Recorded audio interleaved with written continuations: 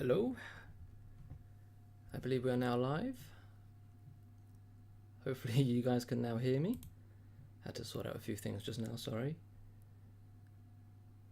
Let me just sort some things out quickly.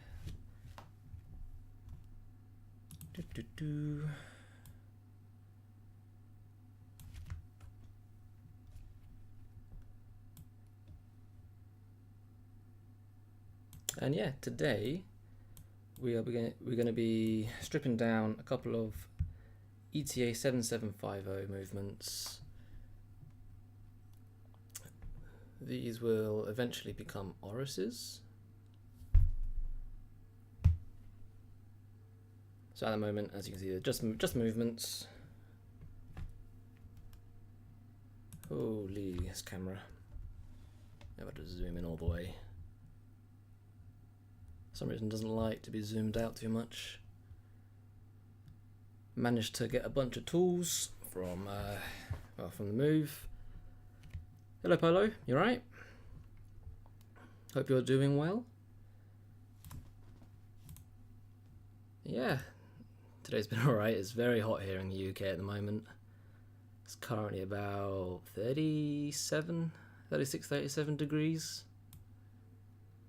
So yeah, very, very warm. Hope you're doing well.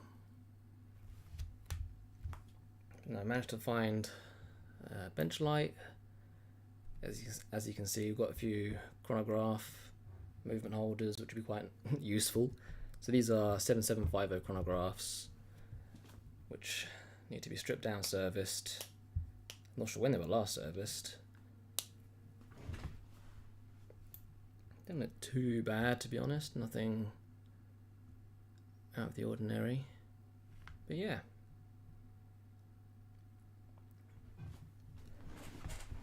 Actually got 3 chronograph movements on me today. I might be able to strip 2 of them down before I call it a day. Depends on how the batteries on the camera last as well. Should be able to get 2 or 3 hours out of them. And we'll see how we go from there. Hopefully all the audio is good and you can hear me clearly. Running on the test, everything seemed good.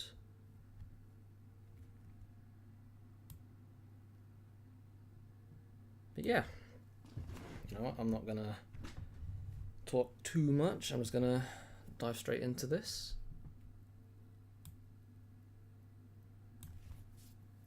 Just get my finger cots on.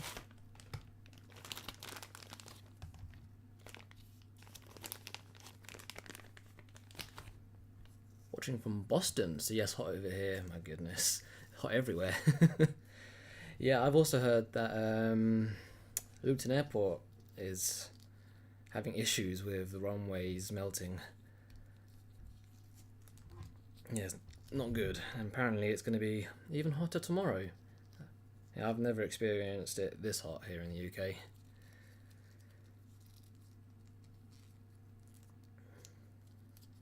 It's even worse in Europe. Or mainland Europe at least, Spain.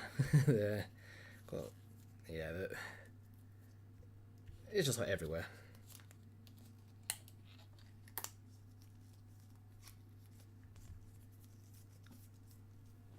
Right.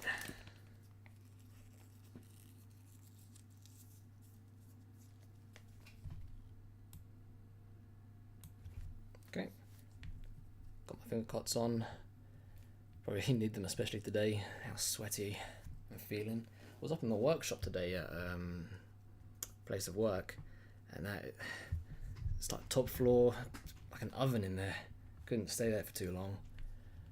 Thankfully, where I am now, it's actually relatively cool. I'm just starting to get into, late afternoon, early evening, so temperature's starting to drop a little bit, which is quite nice. But I was looking at the weather forecast. Even overnight it's going to be hitting 23, 24, which is usually a good temperature for summer here. Right, enough talking. Got 3 of these to strip down. So as you can see. Movement is sat nicely in the movement holder. This is actually made for the 7750 specifically. Everything looks there. Actually, quickly just turn it over. You can see it's not got a crown. It's missing quite a bit. Turn it over so you can actually have a little look.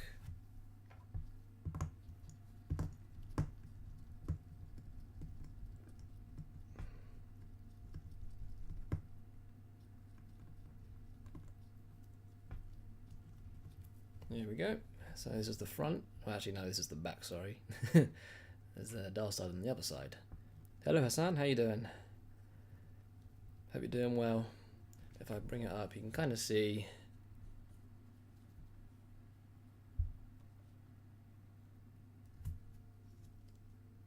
it's not exactly in mint condition.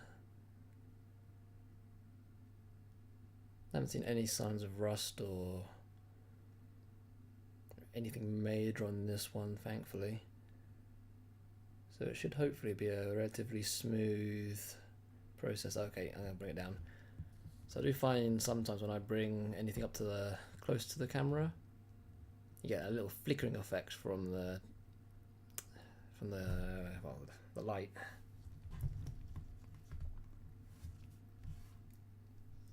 So I've got to be careful of that. Right.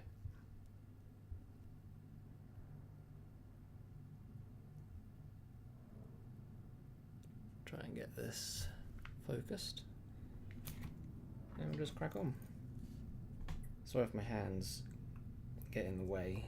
I'll do my best to keep them aside, and I'll do my best to explain what it is I'm doing. So the first thing we're going to do is just tackle the dial side. Want to get this date disk out. Want to remove this rapid date function. There we go. That's a nice and easy start. And the 3 screws that hold down this plate, you'll see there's one here, and one here. We'll loosen up those 3 screws, and then the plate will just rise up. 1 screw, 2 screw, 3 screw. Okay, usually you'd use the tweezers or something to get them out, but due to how deep they are set into the plate itself, I just get a bit of Rodico and just pick them out.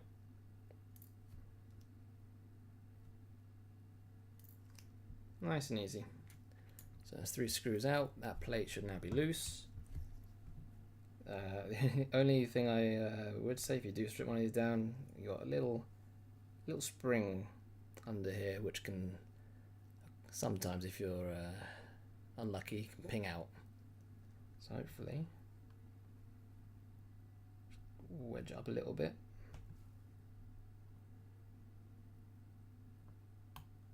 There we go. Just very, very carefully.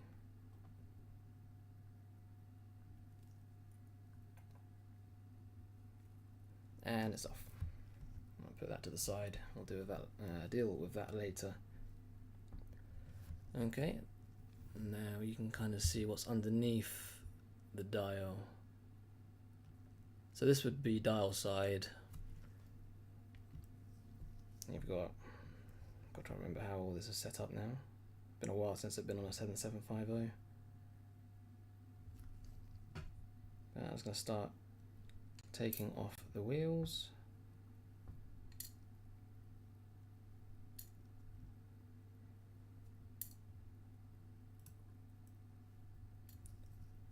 Okay, and also see that spring I was just mentioning.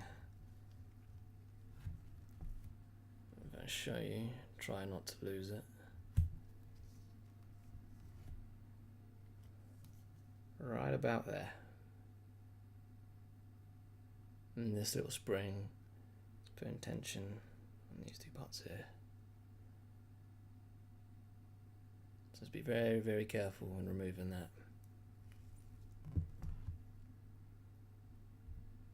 just get this back in focus.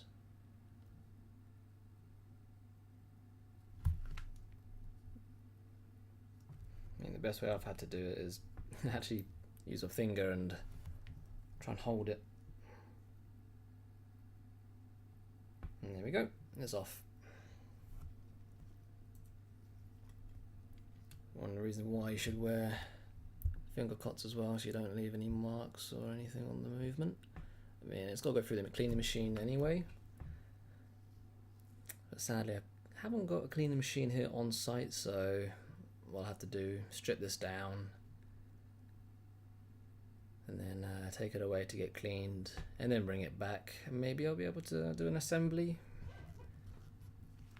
live stream. Actually, I could do that.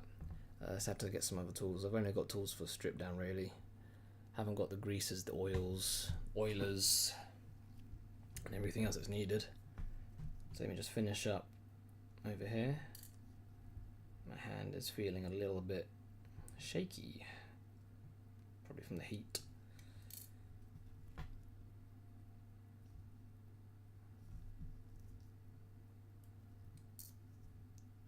Sorry if I go quiet for a little bit. There we go. So the only piece now we have is a little friction wheel. It's right there. And that's going to be what drives the power through from the time side.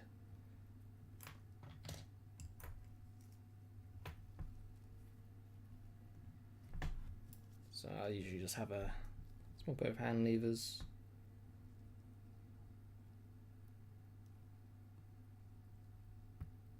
Very, very carefully.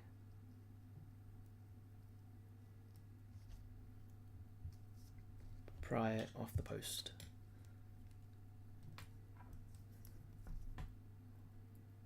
And there it is, it's off. Okay. So that is now most of the dial side actually stripped down.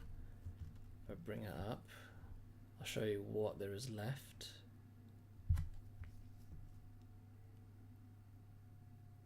So we've only really got the keyless and the balance jewel. To those wondering what that is, it's this little jewel right there. Again, sorry if the quality isn't quite up to par. I had to get a better camera lens for close-up shots. So that's the dial side, and we'll move on to the actual chronograph side.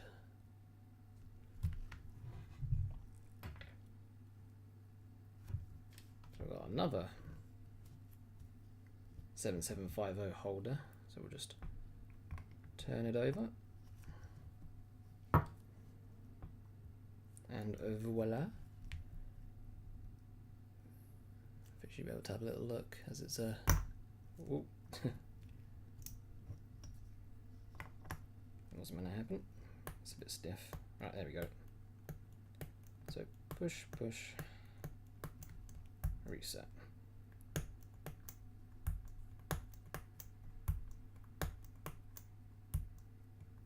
So one downside to these movement holders, they don't clamp them, so you've got to try and get your fingers around them. But stop, start, and reset.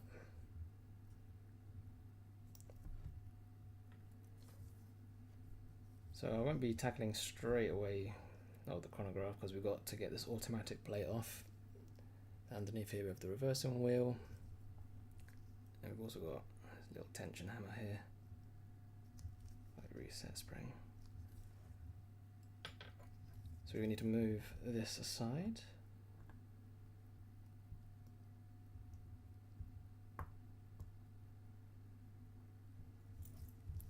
So when we take off this bridge, that tension's now gone and it's not going to cause any issues. And we've got 3 screws, one here, and one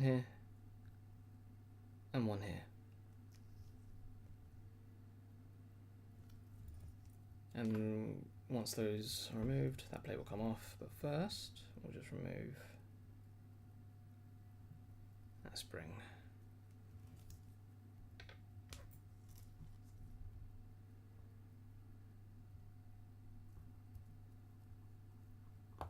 Okay, just removing those screws now. That's 2. And that's 3.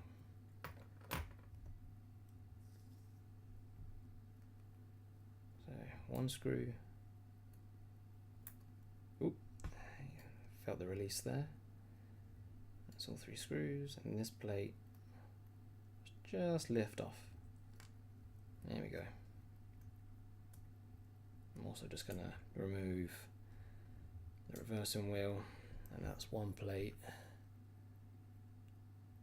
ready to go.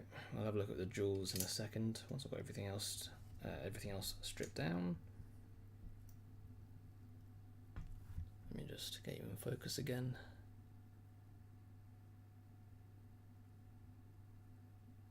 Yeah, it's feeling very hot today. Very, very hot. Too hot for the UK. Right. There's the minute recorder. Minute recording wheel.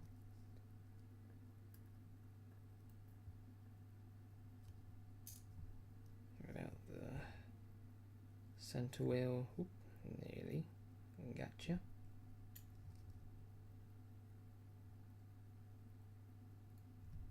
Come on. Okay, we'll get you in a second. Oh no, it came out.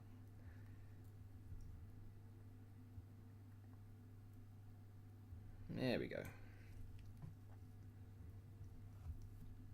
Nice and easy.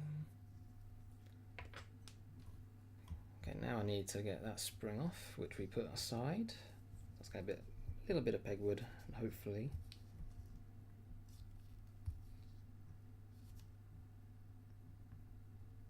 we can kind of control the release. There we go.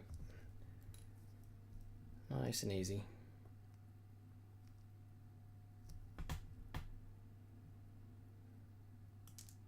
Nope. Took my eye off the ball there for a second. Looked at the screen and it pinged out my tweezers. There we go. Quite a strong spring, that one.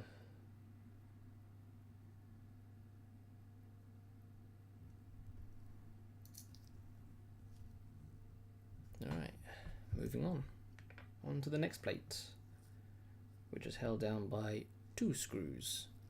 We have 1 screw here, 1 screw here. So just remove those 2.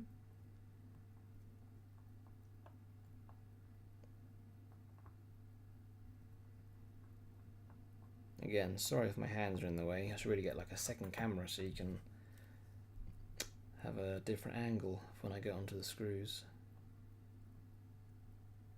1 screw, 2 screw, and then this plate,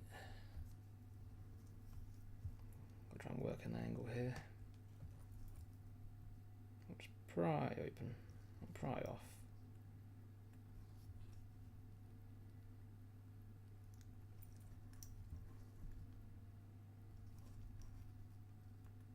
There we go.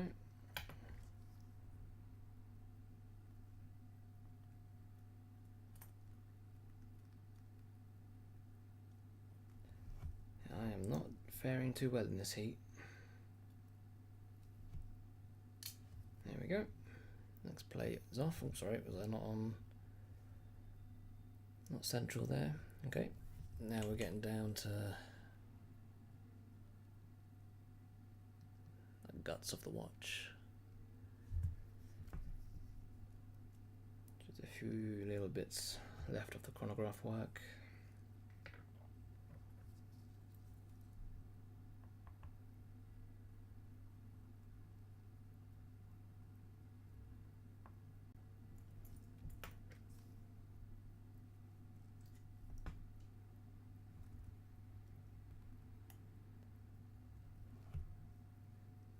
And yeah, these chronograph movements will eventually be put into, I think this one's going to become an Oris. We'll find out which one, but for the time being, all I know is that it's an Oris. Well, soon to be.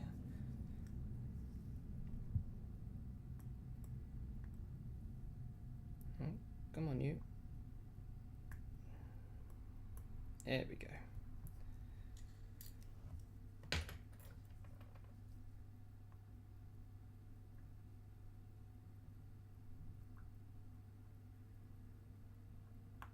Okay.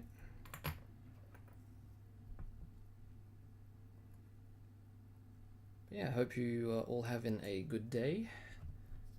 And to anybody who's in the UK, I hope you're enjoying this heat wave, or at least enjoying as much as you can. Hope you're wearing sun cream, not getting too burnt, or do what I'm doing and just hide inside. It's too hot.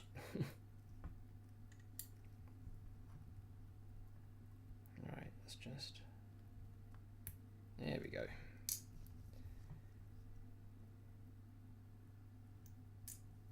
Right. So, all we really have to do now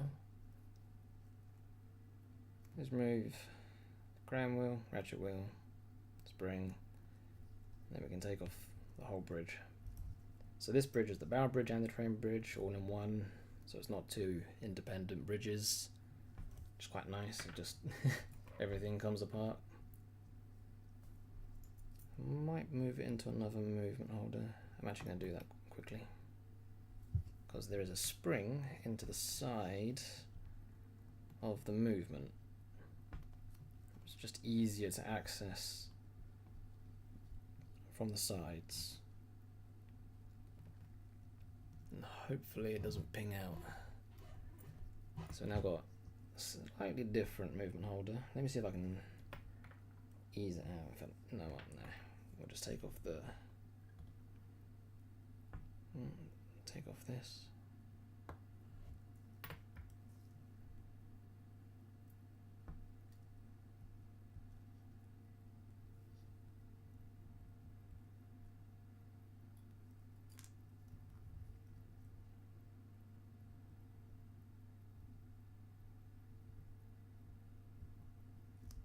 Oh, come on, you.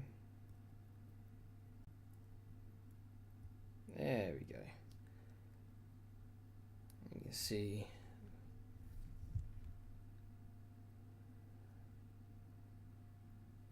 yeah, it's in pretty good condition actually. That's alright. Alright, I'm gonna put it back into that previous movement holder we had.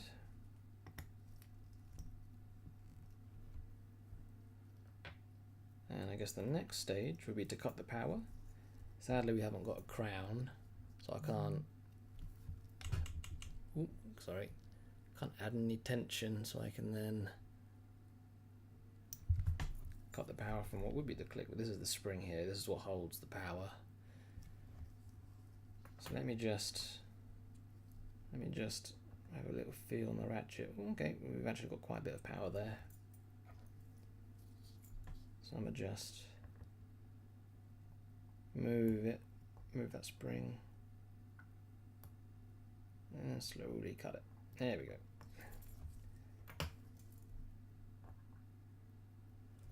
Power is now cut. And I'm actually going to start with the 2 screws that hold in the crown wheel. I'm also going to loosen up the ratchet. Okay. So there's 1 screw, there's 2 screw, we've got the crown wheel, ratchet screw, ratchet wheel. Nice and easy.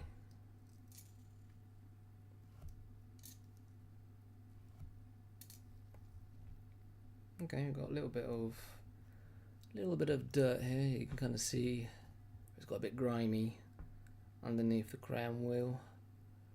Not uncommon, you see it quite a lot to be honest. Let me just zoom in a little bit on that. There you go. It's got a nice little bit of dirt right there.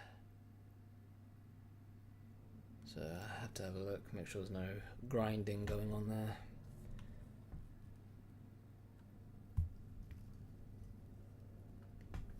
In fact, whilst I have the plate on, I'm just going to get a bit of pegwood. Just see if I can agitate it and maybe clean it a little bit, and we'll see if there's any scoring or marks.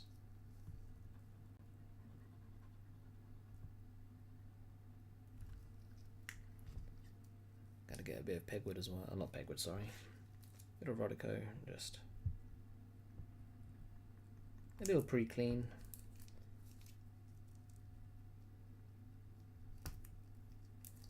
Yeah, doesn't look too bad.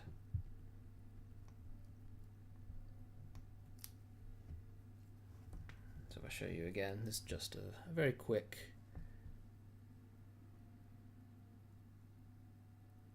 clean. Looking better already.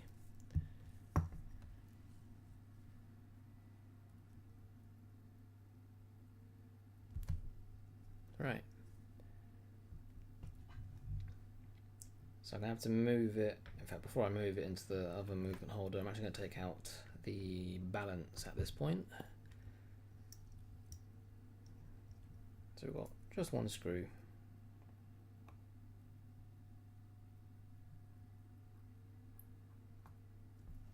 Move that. Oh, and the camera's off. And we're back. Hello. Okay, so take out that one screw. And this balance, be very, very careful. That's where the hairspring is. But this will just come out. There you go. And we'll put that aside.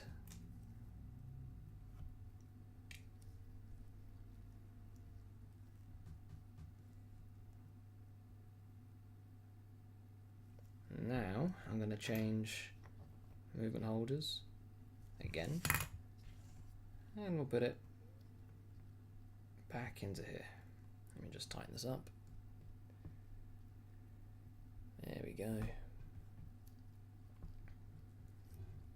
Just going to remove this spring, which I believe goes to the minute recording wheel.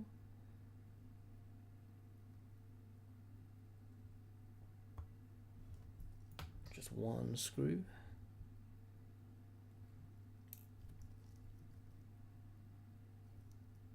And that comes off. And then we have 3 screws. Let me just zoom in again.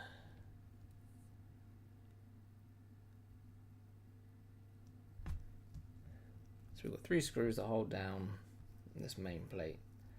One of them is underneath, well, this little pusher. So you've got 1 screw here, 1 screw here, and 1 screw here. So 3 screws that are holding down this plate. Let me just remove that. I'm just going to be using a grey, quite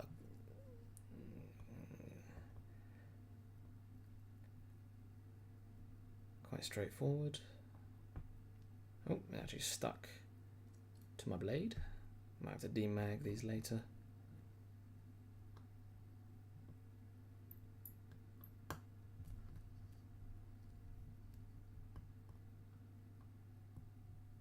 Onto the third. There we go.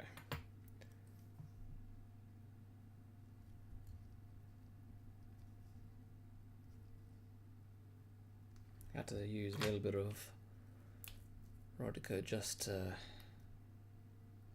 get that out. So that's all 3 screws now out. So this plate will now just lift up with a little bit of persuasion. We'll start there, go around, Let's see if I can slide my screwdriver in. Come on, there we go.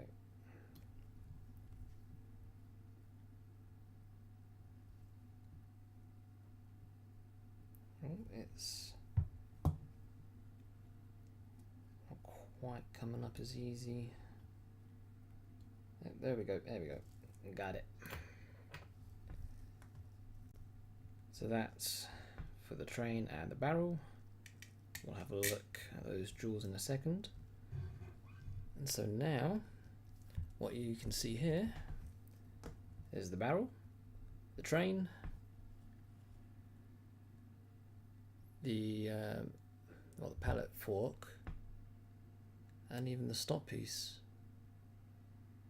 Sorry about the flashing you might be seeing from the lights. Go back down again.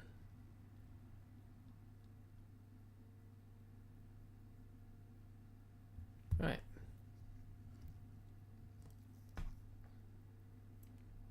So now we can take the train wheels. We'll have a look at the condition of the jewels, and then we'll take out the pallet fork.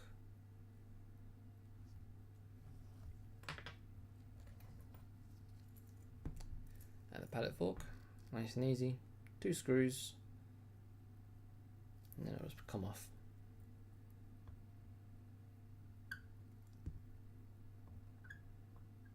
Come on, you.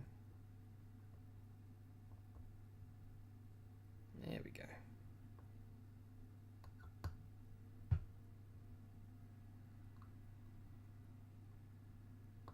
There we go. That's those 2 loosened.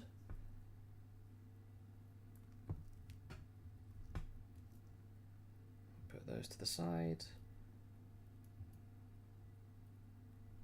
Okay, the pallets came out with the bridge. Remove the barrel. Oops, sorry, not central there. And then stop piece.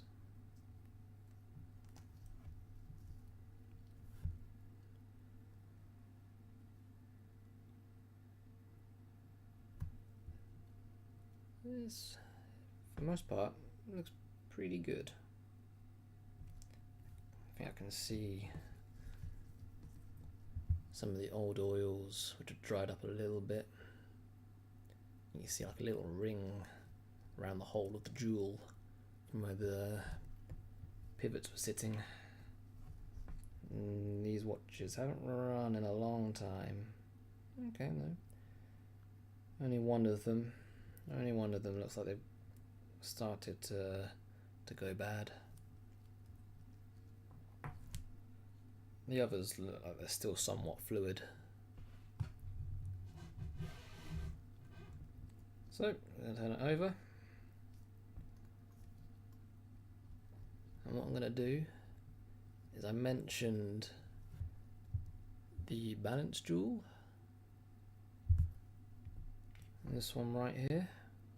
It's going to take this out. Camera quality is not quite picking up that little jewel.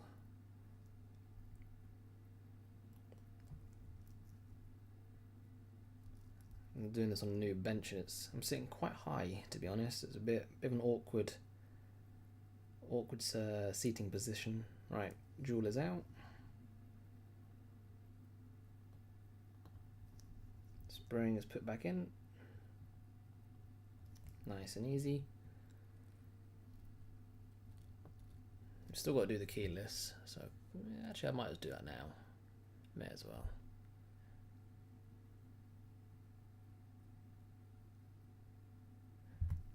So we have 2 screws, got 1 screw here, 1 screw here.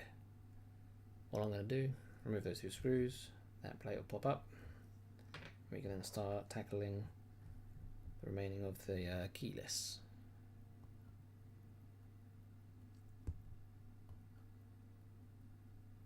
Okay, my black screwdriver might need sharpening. I think, yeah, red will do it.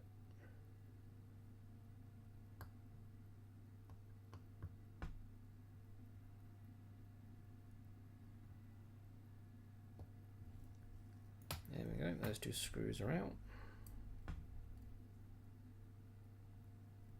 Move them aside. And then this plate. I'm trying to find like the ideal position for this camera.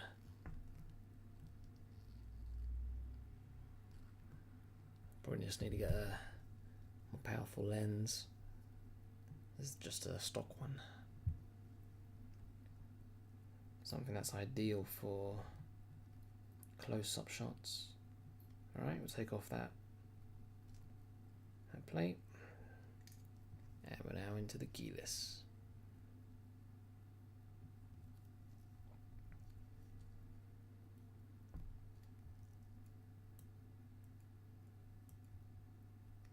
Let's take out the yoke first. I might use Rodico and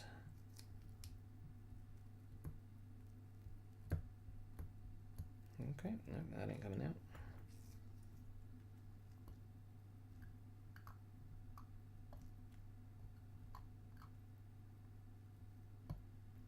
There we go. There's the yoke.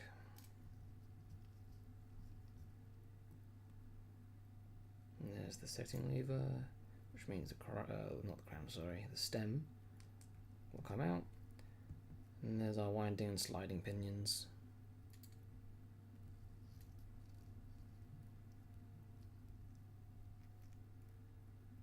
We'll just finish up here. Come on, you. There we go. We'll strip it all the way down. Sometimes I'll leave this little last piece in there. But, yeah, okay, this black is toast.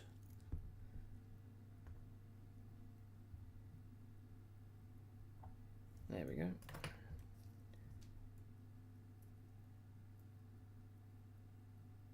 The red done the job. And finally, this little spring. Oh, pretty big spring. Okay, there we go. So this is now the base plate, and it is as bare as I'm probably going to get it. You can have a little look. See if the light will allow. There we go.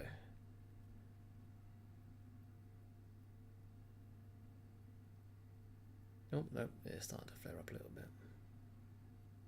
Okay, so that's everything stripped off of the base plate.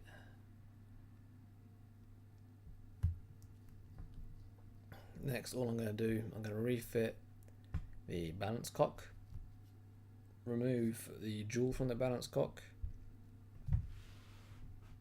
and then I really need to start examining the condition of the jewels. I had a little look on the base plate there, it looked alright, just one of the jewels looked like the oils had dried up a little bit, but I'll just go over it with a little bit of pegwood, just clean up a little bit before it goes through the cleaning machine, and then it should come out spotless. Okay, before I put it in the base plate, I'm actually just going to clean up all the jewels, seeing as they are there. Let me just sharpen a bit of pegwood. Give me 1 second. Just a soft piece of wood, sharpened to a point, and I'll use that to polish the surfaces of the jewels.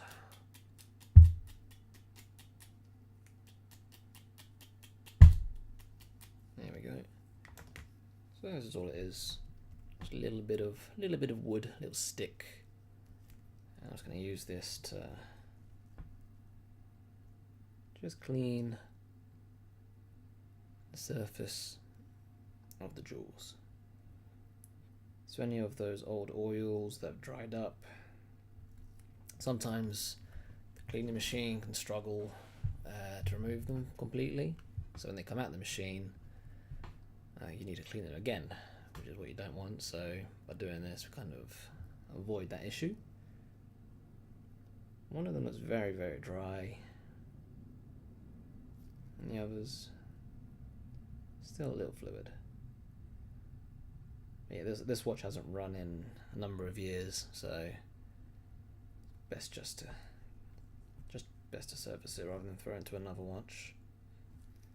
I'm also gonna clean up the barrel, the barrel arbor, however you want to call it. Let's get that cleaned up a little bit. I'm actually just going to turn it over.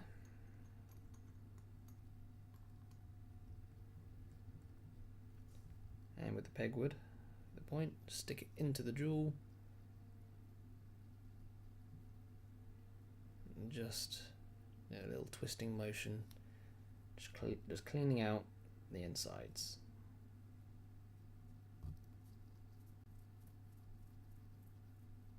Let's do this with all the jewels. Make sure all of them are clean. I wouldn't say I'd do this with every watch. I find myself doing it a lot with the older watches, where the oils have dried up. But if it's a watch where maybe it's been serviced, maybe not recently, but the oils haven't dried up and they're quite fluid still, then the cleaning machine won't have any issues just removing them as is. But for this one, yeah, we'll just because it looks like it's been a while, just make sure everything is clean. Looks alright now. One last one. Just clean that. More of a bush than a jewel. A little stainless steel bush. And with that done, we'll take the balance.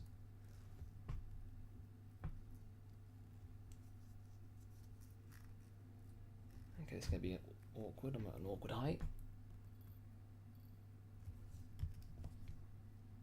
And we'll put the balance back in. Make sure pivots are lined up. Give it a little shake. As you can see, it moves somewhat freely. Obviously it's not going to move super freely as we've already removed the base plate jewel for the balance. Ooh, light, there we go. So it ain't going to be perfect, but it won't break.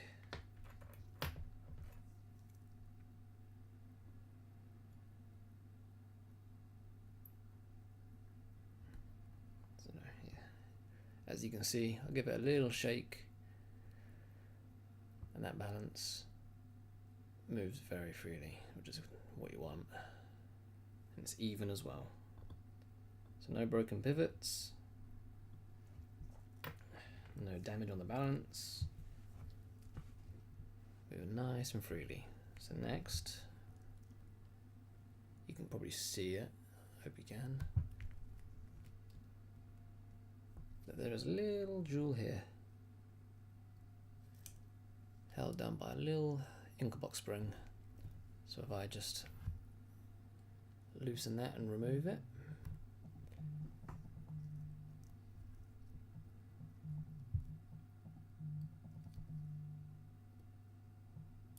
there we go.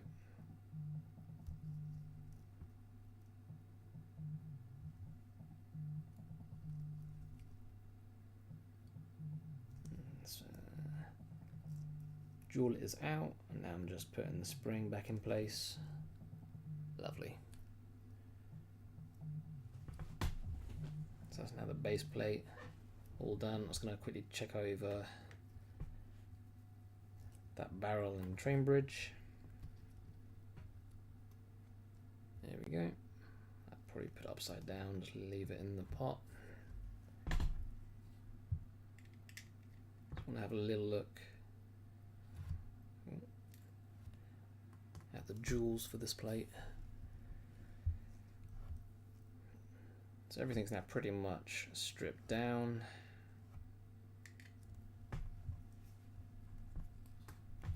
Just have a little look at the jewels. Just trying to zoom you in a little bit.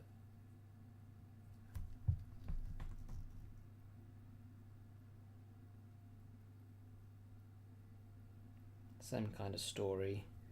Probably a little bit worse than the base plate. Looks like some of the oils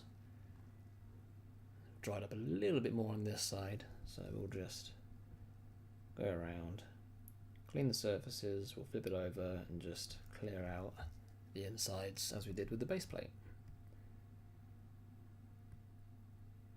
Or at least agitate it enough to the point that the cleaning machine will quite comfortably remove them.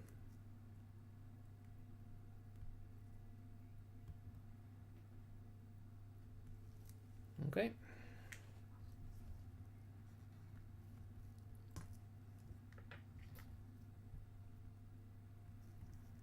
So same as last time, just poke the pointy side of the stick into the jewel and just twist. Just spin it. And that will agitate the inside of the jewel.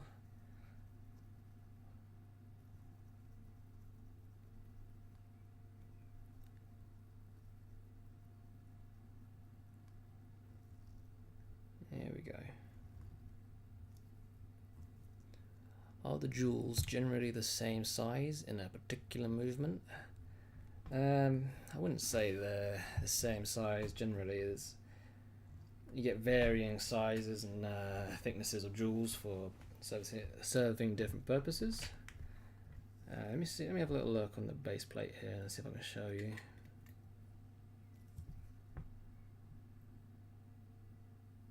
Or at least the holes for the pivots are going to be different sizes. So obviously the great wheel, which will connect directly to the barrel, has very, very thick pivots. So the hole, you can almost see the hole. The hole is like a lot bigger. Sorry about the camera quality, but you almost got to take my word for it. But the hole, which will fit the pivots, will come in varying sizes to obviously fit said pivots.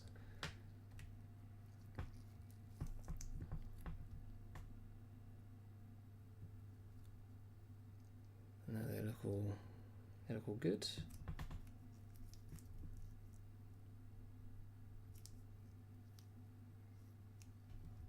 I also have to check out the train wheels, seeing as the oils have dried up.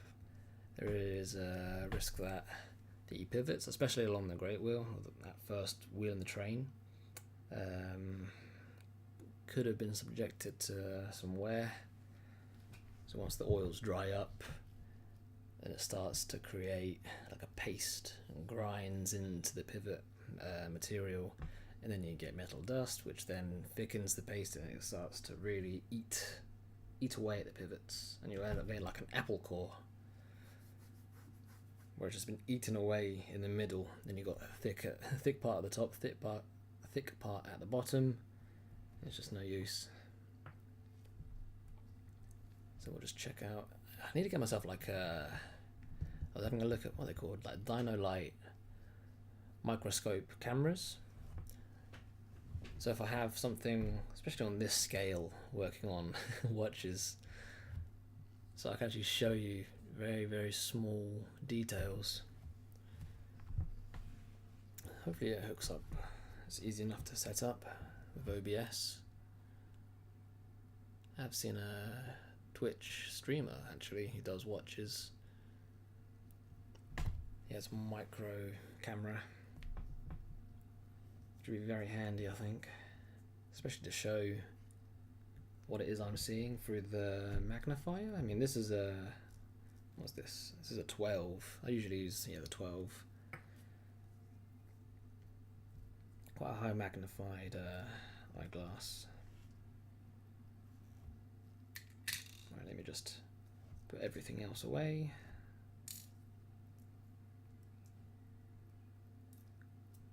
We'll have a little look at some of the train wheels. Okay, immediately I can see we've got a bent bent pivot. Okay, great start. I think that's for the think that's the running seconds. Is it 3 o'clock? No, sorry, not 3 o'clock. Oh, God, I remember. Is it 9 o'clock? Or it's the running seconds for the 7750s. But this pivot, I'm not sure if you can really see, but it's just slightly bent. So I'll probably replace that. It's not the end of the world. Okay, sometimes old oils can give a different image as to the actual quality of the pivots. Okay, not that bad. I can see a lot. Yeah, I can see a lot of like metal shavings along the gear in that wheel. Wish I could show you, but this camera's just not going to pick it up. So you've got the brass part, and you've got a little pinion at the top, and there's a lot of metal shavings and dust accumulated in there. But the pivots themselves don't seem too bad, but something's being eaten away. Might have a better look after it's been through the machine.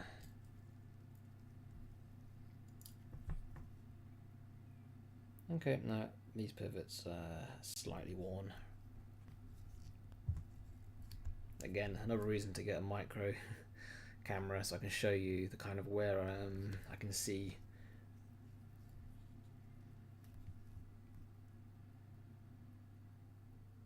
It's not terrible amount of wear, but enough for me to think it needs to be replaced. We'll get a better verdict of it once it's been through the cleaning machine. Let me just have a little look at the pallet bridge. Let me just give that a little clean. You don't use oils on these jewels, but just in case anything did get in there, we'll just give it a little pre-clean.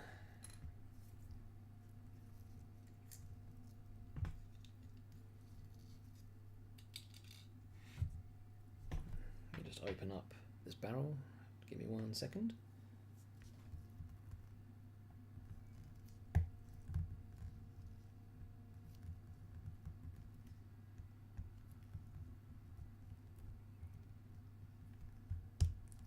Okay, have to pop it open with a knife, and these ones can be a bit of a pain. So I always take off the caps. Oh, let me just get the magnifying right. I'll just slide my tweezers under, dislodge it from the arbor, and off it comes. And again, like that little bit of dirt that we could see underneath the crown wheel, you can see it again just here. So what we'll do, get a little bit of pegwood that we've been using on the jewels, and we'll just kind of clean around the rim of the cap, and obviously where there's a nice little chunk of grime there.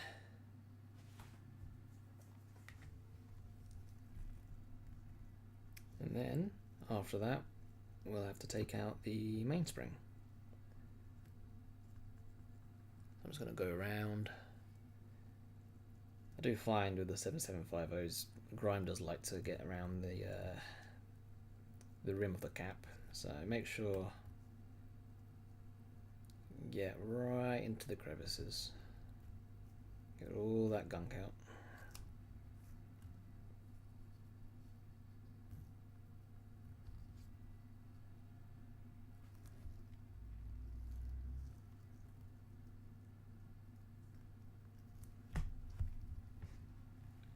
And the cleaning machine should be able to make light work of that. And now for the fun part, taking out the barrel arbor and the mainspring, and hopefully it doesn't shoot out and hit me in the face. Fun fact, that is what happened when I stripped apart my very first barrel. Yep, pinged straight out in the face.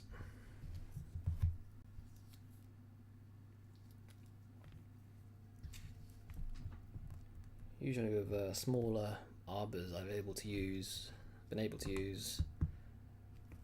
these barrel closers and just poke the arbor straight through the middle. But these ones are a bit thicker. Like the 2824s, you can just poke straight through. But these ones got to be a little bit more careful. Come on, you. Because there's a little latch on the arbor, which obviously grips onto the mainspring, and you've got to try and unlatch it. There we go. Got it. Ooh. So the arbor is now out. Let me try and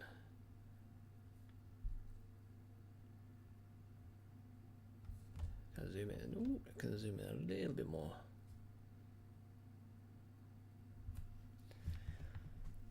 So we've got mainspring still in there. Here's our arbor. Actually came out alright.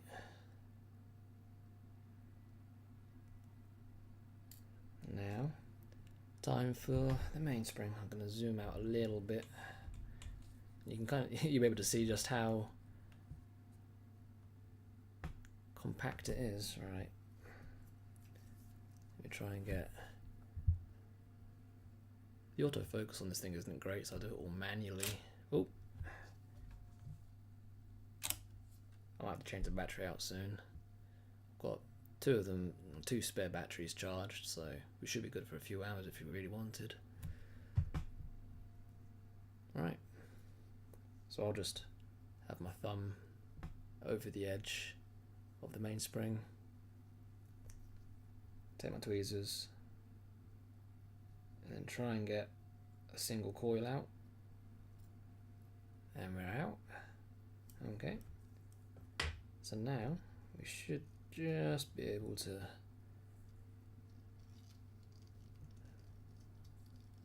unravel it from the barrel. You'll see just how long it is.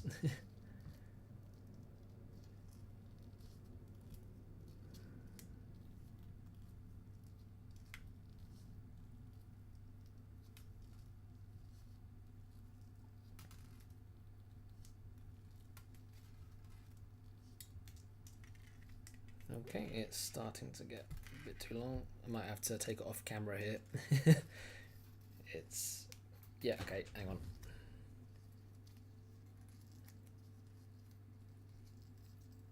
Nearly there. It's got a little bit too big. And there you go.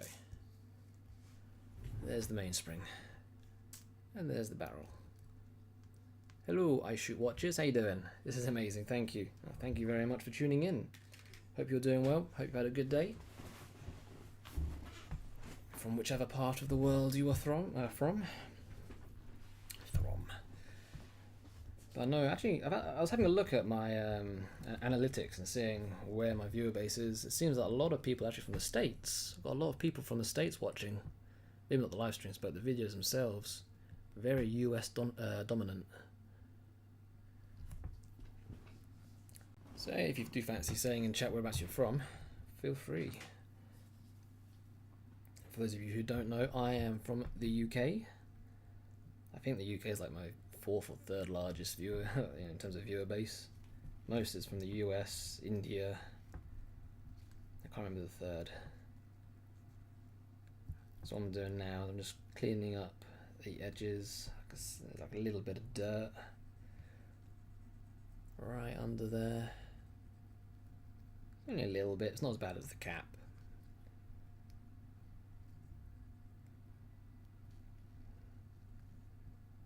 No sign of damage really. It's all pretty good. And the mainspring actually looks alright, to be truthful. Let me show you the mainspring again. So I might be able to actually reuse this. Oh, yeah, it's big. I hope you continue to do these, Nate. I actually hope that I can do these a lot more. Especially in the future, once the whole move I'm kind of going through is all completed. I think live streams would be a great way to push the channel forward. Really need to get like a video editor as well to sort out the YouTube videos, because they're just so time consuming. I spent hours just dicing and cutting up footage. Could take a few days. But live streams, yeah, no. Real time is so much more interesting than edited videos. I mean, for some people, I'm sure that is the case. I mean, I love live streams, to be honest. I do watch a lot of watch a lot of Twitch. There's a few watchmakers and jewelers I watch over on Twitch. It is quite cool to see the whole real time disassembly and assembly. So kind of doing that. Some people might prefer the condensed, 20-30 minute videos, which I still intend to do. But I think if I could also do 3 or 4 live streams a week, I think that could be a good way to push the channel. Or at least that's the current thought process. Yeah, tell me what you guys think. Obviously, if you don't like the live streams, you'll still get the regular videos. It looks like the videos are going up once every other month at the moment. I've got so many watches to do. But yeah, live stream is like, okay, camera set up, press go live. Don't have to worry about editing. But yeah, probably see a lot more of it. Okay, sorry, a bit of a ramble there. That's now pretty much everything for this watch stripped down. The mainspring should be okay to be used again. We'll give it a little clean wipe over. If you have a little look, we've got everything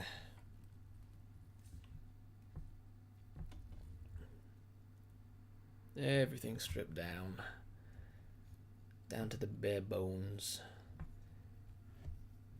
And what I'll do, just for the time being, put this to the side. And I guess we'll move on to the next. I've got 3 chronograph movements that need stripping down. So what I'll do is I'll probably just answer any questions that you guys have. Plenty of topics to cover. Live is interesting, but I hope you'll also have this up just because it's real time. That allows us amateurs to view how fast and capable trained watchmakers can be. That's true. I love live streams. Nice being able to interact with the creator. That's the other thing, because now you can actually talk to me in real time with a minor delay. But yeah, I can now answer any questions that you have, like right here, right now. I'm not sure how long we've been live for. Let me just have a little look-see and I can probably tell you. So we've just been live over an hour. So, I mean, obviously I'm taking my time a little bit with this one. Usually I can get them stripped down a lot quicker. We're just chilling. Have you memorized all the parts of the 7750? Pretty much, yeah. So I've done most of my training on the job, and that was for the Oris service center, or what was the Oris service center. And Oris use a lot of 7750s in their chronographs. That's their primary, watch for chronographs, movement-wise that is. So yeah, I'm very familiar with the 7750 format. Very, very familiar. So I spent a lot of time working on 7750s, 2824s, 2892s, all of those pretty standard watches, to be honest.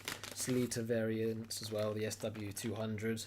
I haven't seen, not very common. I've seen a Salita version of the. What about the screws? It's very unique screws. So there are some unique screws, but it's weird to explain. Sorry, hang on just a second. I'll do that in a sec. But yeah, a lot of the screws, like for the barrel and train bridge, they're the same as the ones on the automatic bridge. So you can, it doesn't really matter too much if you get them mixed up; they're all identical. But so you got the screws for the crown, and I think you got the 2 crown wheel screws, the ratchet screw. They're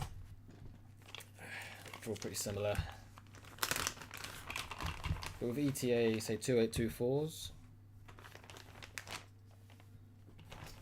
So I'm moving on to the next watch now.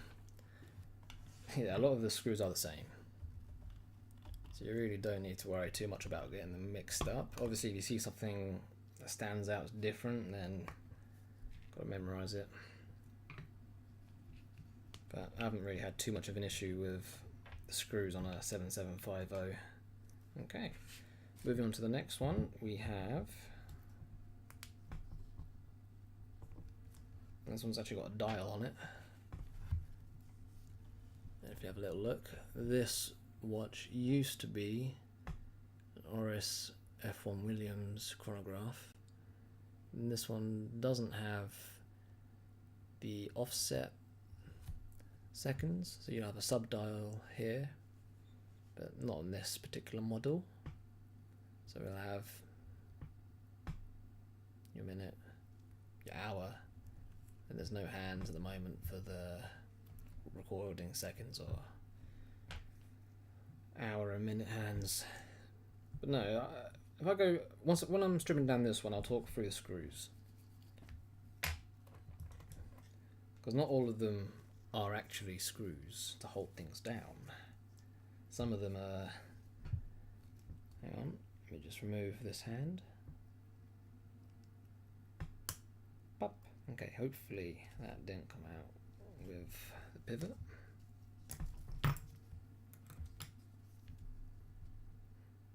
No, that went quite nicely.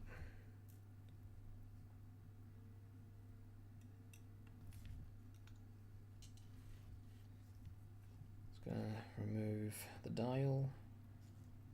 Got 2 dial feet. I try to use my tweezers and just drag them out, and then pop, off goes the dial. Real nice and easy.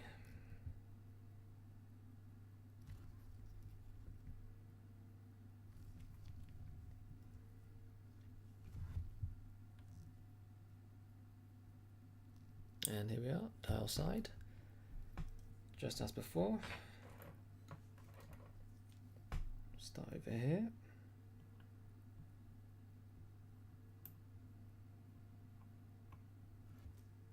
So this is now the second chronograph movement. I do have 3. I'm not sure if I'll do the third one live or I'll just do that later. And tomorrow, so here in the UK, we're expecting, some very hot weather. So I might try and get into work tomorrow morning, get these cleaned up. Maybe I'll go live tomorrow to assemble these up. Thank you for your answers. I'll slow down to on the questions and let you work. Thank you, that's alright. That's the whole reason for the live streaming, to be honest, so I can actually interact and just talk to you guys as I'm stripping these down. Because I'll be honest, when it comes to stripping down these watches, I can kind of switch off and go autopilot. Brain's kind of figured out where everything goes. Don't have to think too much about it. So at least for these beginning streams, we'll do very simple watches so that my brain doesn't have to work overload or anything. It's very nice, simple ETA movements. I'm not sure if you were here for the very beginning I Shoot Watches. Not sure what point you got here. Oh, got a little alert. Not sure what that's for. Okay, baby, with just 1 second, I'm going to change over the battery. You're going to go in dark.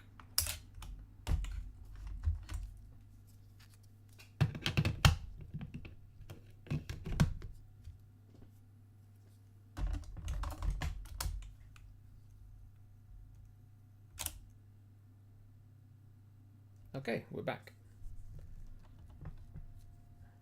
So I've got 3 batteries at the moment. We'll just interchange them as they die, and as it dies, I'll put it back onto the charger.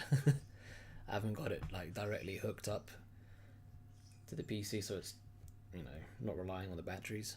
Where were we? Ah, yes, stripping down. There's a high temp alert for your camera.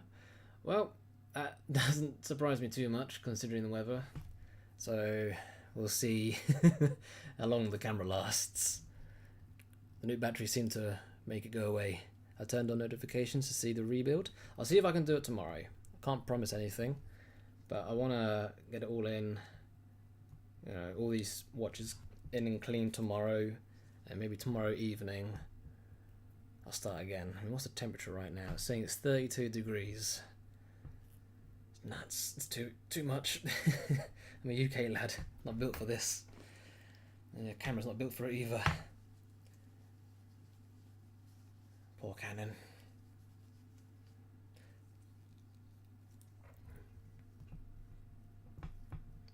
That battery did come out feeling pretty hot, so probably putting a fresh battery in, which is a bit cooler,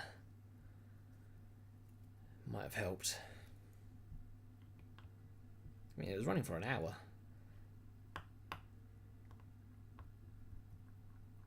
Also gives me a good gauge of just how long the batteries last.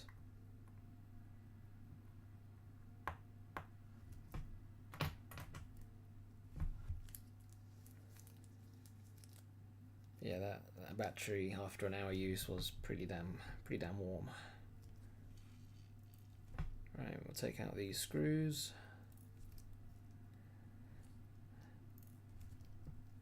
Now, I think I've mentioned it as well, but there is about a 20-30 second delay between what I see on chat and then when you hear it. So I joined after you started on my iPhone and switched to a laptop so I could comment. Don't blame you.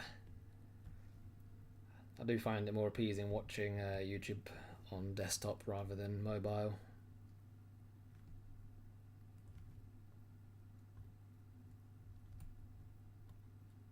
Let me just remove this and put this away. Turned on notifications. But yeah, so tomorrow the plan will be to get these 3 watches that are stripped down. This is number 2.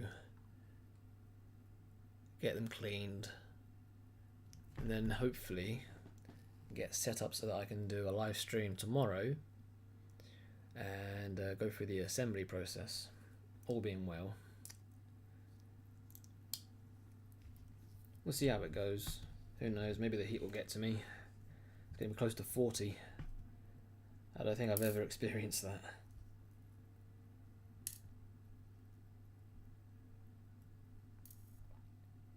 Okay, just strip down.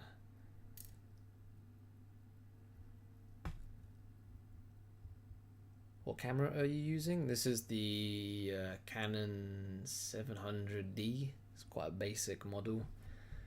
It's only got the stock like lens. What lens is this? I can't remember. I can't see what. I got it's all back to front on me at the moment, but it's not a very powerful lens.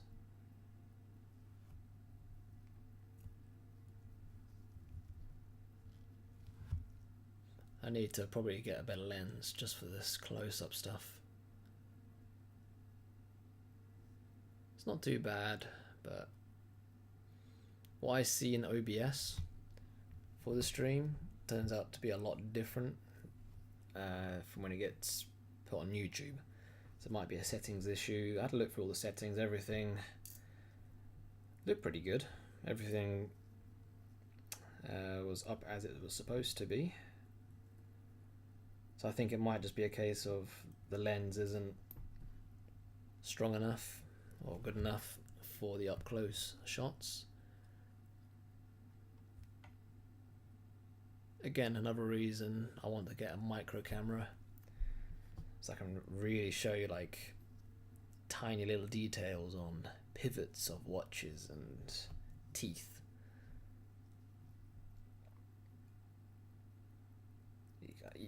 I'm not even going to bother trying on this because it's just not strong enough.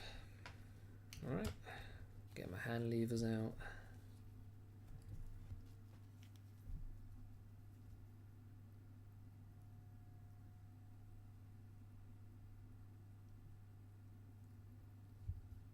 There we go. Came up nice and easy. But yeah, if you have any like camera suggestions which are good for close-up shots, which would be ideal for what I do, then please, throw it in the comments. I'll have a little, I'll do some research on any suggestions that you guys have. Can barely talk. Blech. I'm not really a techie guy, so not a field of my expertise. But yeah, if you have any suggestions or you know a good camera that would be ideal for this sort of thing, then let me know. But for the time being, this is the best camera I have access to, so I just have to keep using it.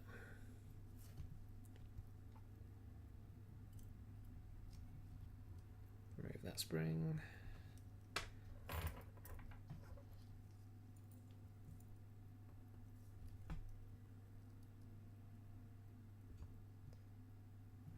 Put that aside. 3 screws.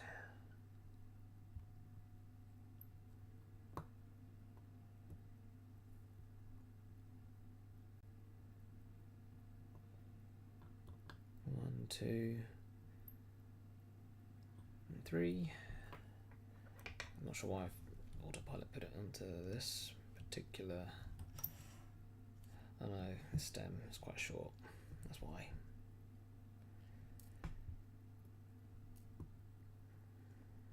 Yeah, sadly, with these holders, they're quite thick, and if you have a look how much room there is on the stem, but before it gets to crown, it doesn't really fit too well unless I pull it out into handset.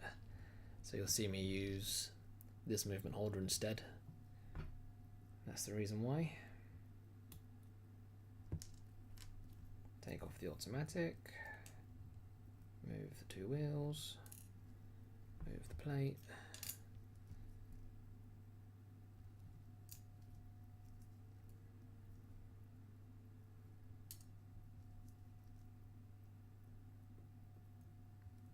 It does just get to a point where it becomes,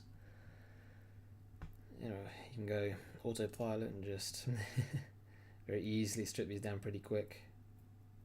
But I'm in no rush today, so the first one probably took me about 50 minutes.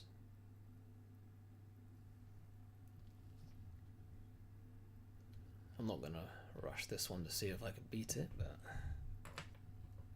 I'm probably not going to do as much talking. You guys are probably getting sick of my voice. Hardly a narrator.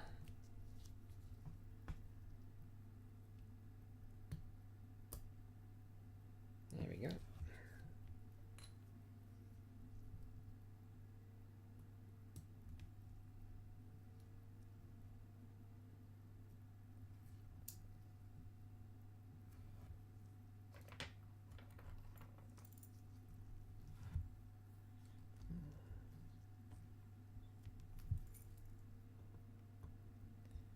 Remove these 2 screws, remove the next plate, and then we'll have access to remaining chronograph parts.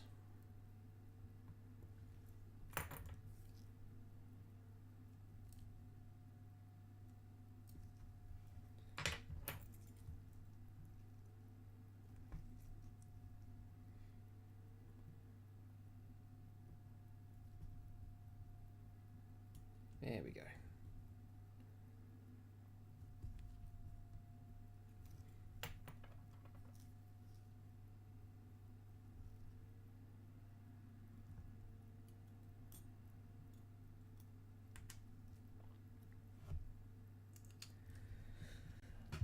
But yeah, going back to that camera topic, I've never actually owned a DSLR camera, this is my first one, first and only. So it's done its job for, you know, up until this point.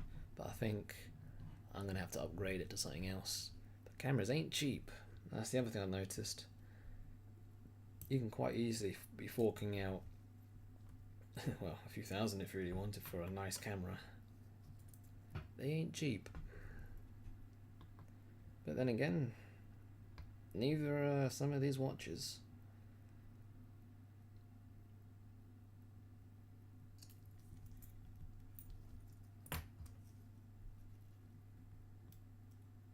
There we go. Come on, you little intermediate wheel. There we go.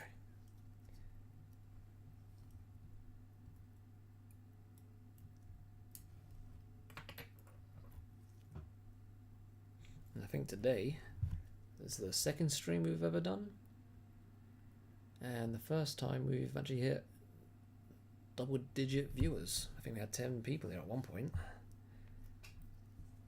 Little steps, little goals. I'm gonna see how long it takes us to get up to 20, then 50, maybe even 100 one day. Little goals for the future.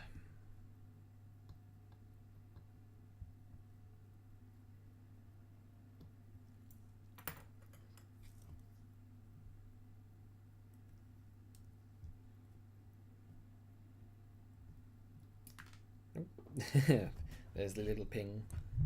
Don't worry, don't go too far.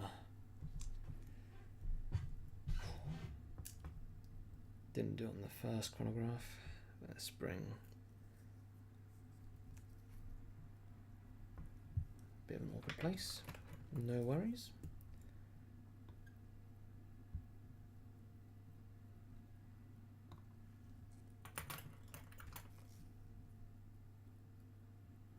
Thankfully, have access to any spare parts that we do actually need.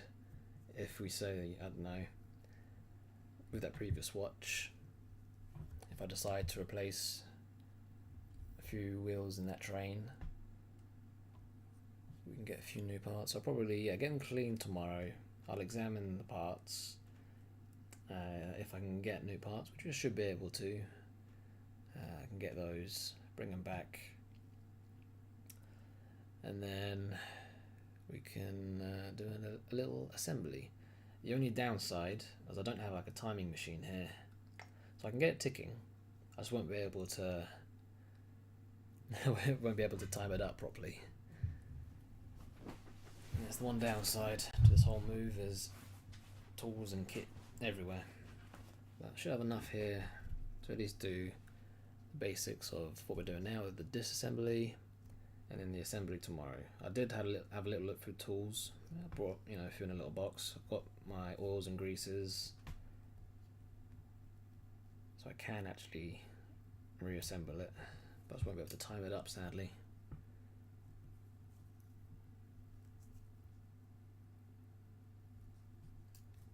Okay, that's now pretty much all of the chronograph stuff off. So now it's much easier now that I've got a crown, because I can just apply a little bit of, let me try and zoom in a little, get this magnified properly. So what I can now do is just apply a little bit of pressure. You can see here the spring will cock backwards. I can then get my screwdriver in here, poke it to the side, and then unwind it. There's actually quite a bit of power there. Yeah, a bit more. Lovely. So yeah, now that you can hear the winding and sliding, as that goes back. So that's all good. Now we're going to take out the crown wheel and the ratchet wheel. So I've not been talking about the screws. I was saying I was going to talk about the screws. Let's have a little look at these three. So we've got 3 screws here, 1 for the ratchet and 2 for the crown wheel. And I believe that they're all identical. Again, you're probably not going to be able to see it due to the camera quality, but yeah, they're identical.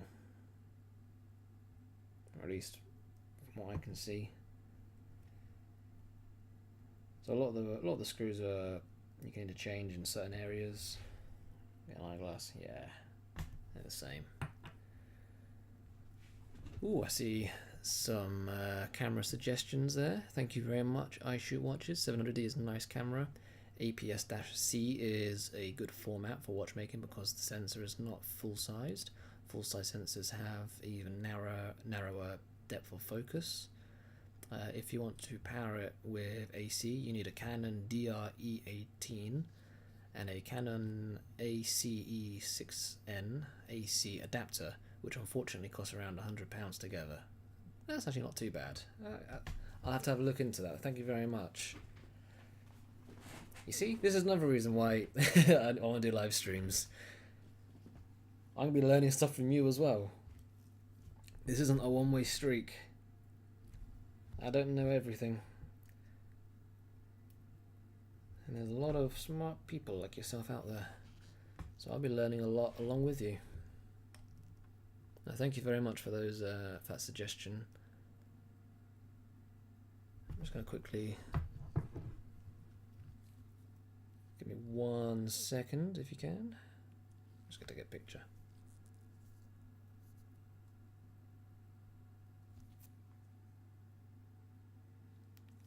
Cool. Right, where was I? I'll check that out after the stream. But yeah, the 700D, I've had no issues with really. It's just the fact its focus for up close shots like this isn't terribly amazing.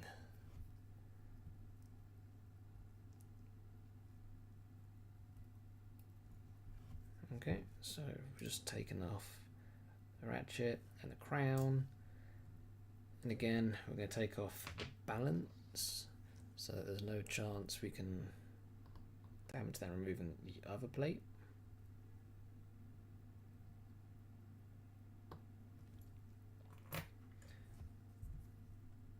And okay, this is the one screw that I would keep aside. I've had a bad experience in the past with some models where the balance screw is just slightly different to the rest of the train screws, and then I'm having to figure out which one goes with which watch or with which area. So I've always kept the balance screw separated from the rest, and this one is no exception. I mean, you can't use this one anywhere else really because of how long it is. If I get... So that's a balance screw, and this is a train screw. I mean, hell, even on this camera quality, you can see just how different they are. So you can't mix these up.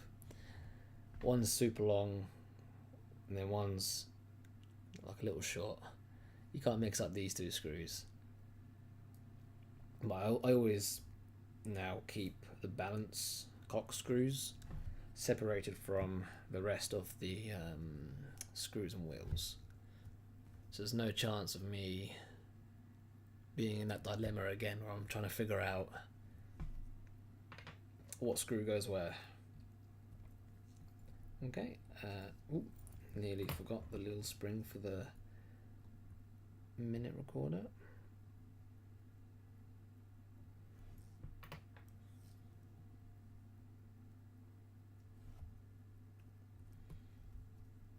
Yeah, if you do have any issues when you're stripping down a watch, and you notice screws are slightly different sizes, maybe the heads are slightly different size, different lengths, some have shoulders, some don't, then it maybe worthwhile just separating them, or even putting them back into the hole that they came out of, so that you can't actually misplace them when it comes to reassembling. Okay. Oh yeah, what was I doing? Removing the balance.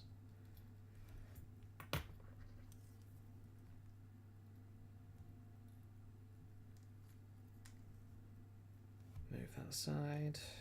Nice and easy.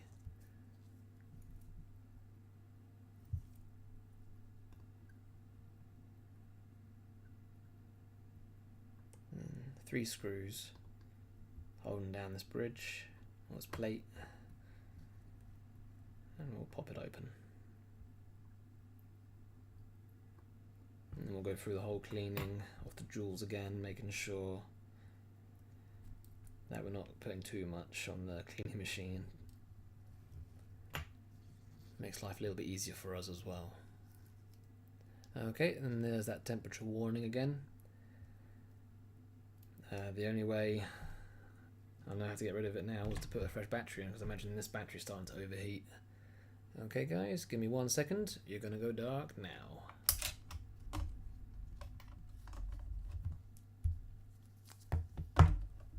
New battery going in.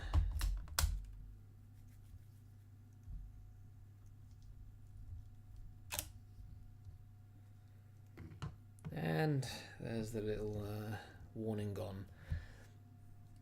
So it does seem changing over the batteries. I mean, I've just pulled out this battery, and yeah, it's starting to feel a bit warm and heated.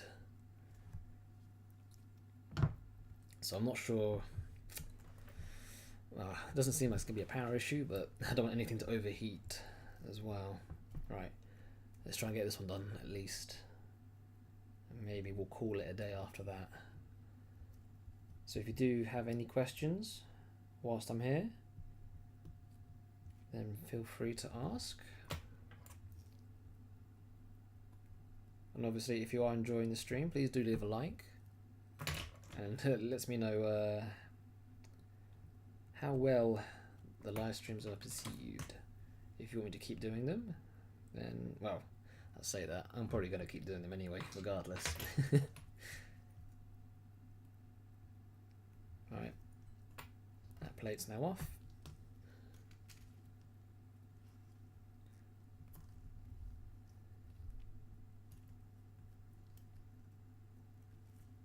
Okay, so this was actually stuck to the underside of the bridge. That's the little stop piece.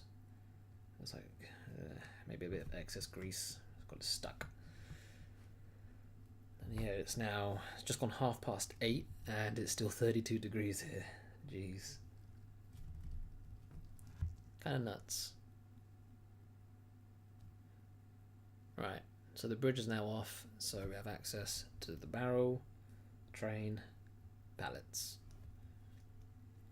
Super interesting about the screws. Thanks. Putting them back in the hole seems like a good idea for amateurs like me to keep track. I mean, to be fair, recently I'm doing, this isn't here, I'm doing this at another place of work, a Seconda chronograph from the 50s, and there's a number of shouldered screws of different lengths, different sizes, heads are different, you know, different widths. It's something I've been doing as well, just putting those screws back into the same hole so that I can't mix them up. And yeah, so when it comes to vintage pieces, yeah, the Seconda chronograph I haven't really worked on before, so I think it's good advice for a movement that you're just not familiar with. If you haven't really worked on it and you know you haven't got that experience, I would just advise putting them back as you found them, and you shouldn't have any issues.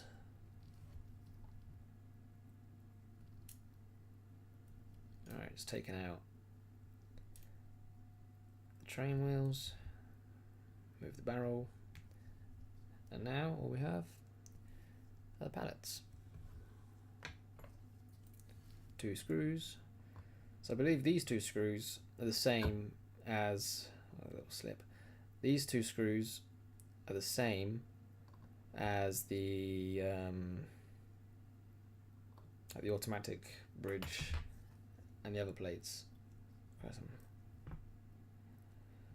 Starting to feel a little bit hot. Have a little drink quickly. Got a jug of water next to me, so make sure you're staying hydrated out there, people.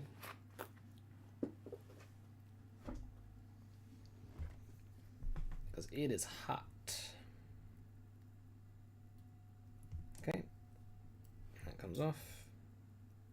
Take out the pallets. And that's now everything from this side.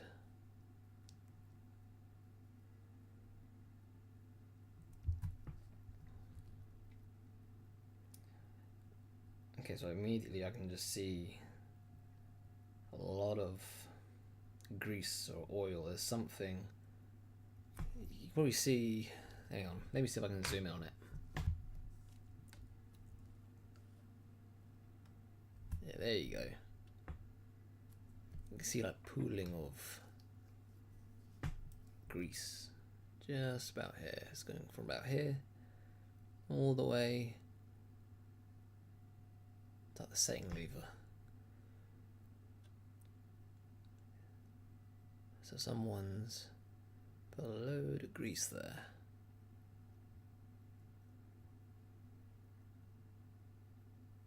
So that's going to probably clean that up prior to putting it into a cleaning machine.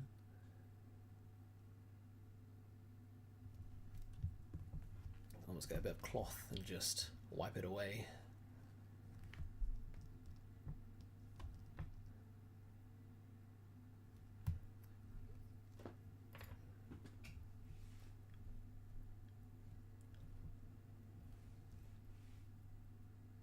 Right, let's turn it over and we'll attack the keyless. We'll get this moved, or removed, should I say. So again, 2 screws, one there, and that will lift up.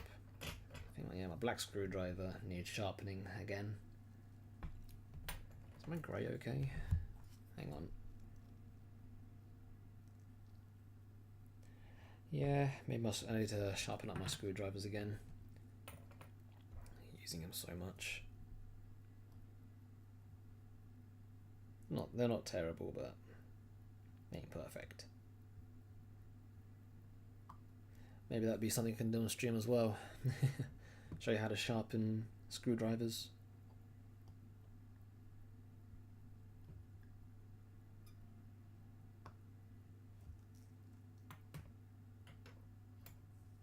So these 2 screws are very different to anything else from this watch. They're quite long. Let's say quite long. They're not super long. Let me do another comparison.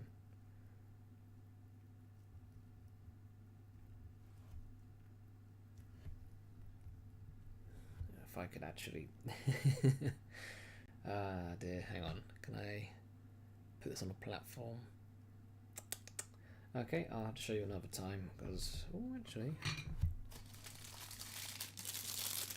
give me 1 second. I've got some new pots, so I can just use a lid.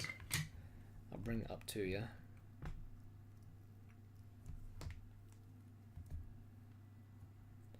Maybe.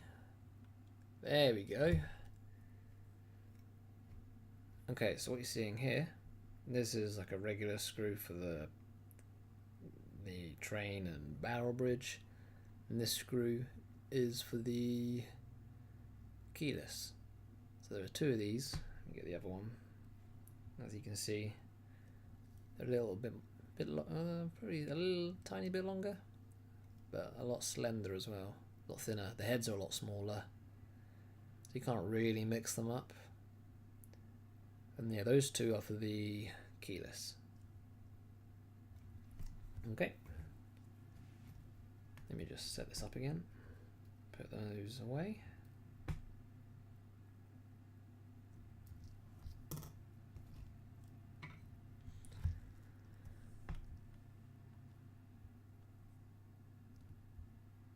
Right.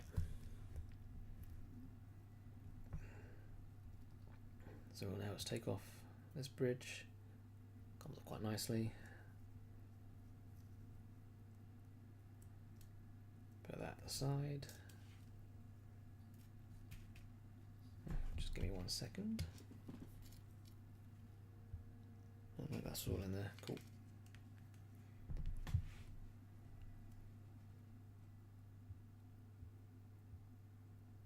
That kind of detail sharpening screwdrivers while working is super cool to know. You don't have to show it, but it's good to know that it's important to check them constantly. Yeah, you need to keep an eye on them.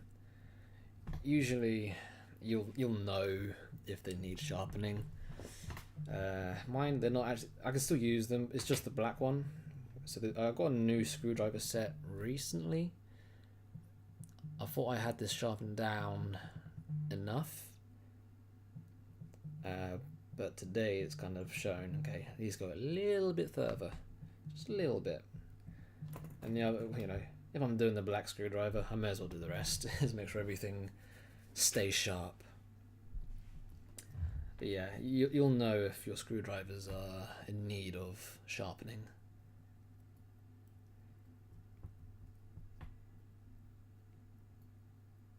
Either they've gone blunt, maybe there's a little chip on the edge, sometimes happens.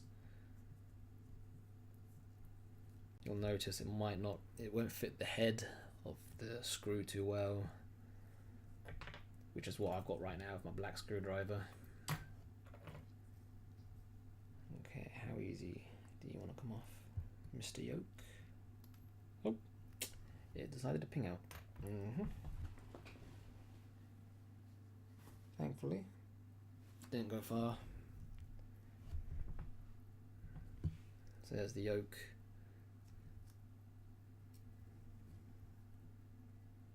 Get the same lever. And again, we take out, let me line this up. We take out the stem, and then the winding and sliding pinion falls straight underneath.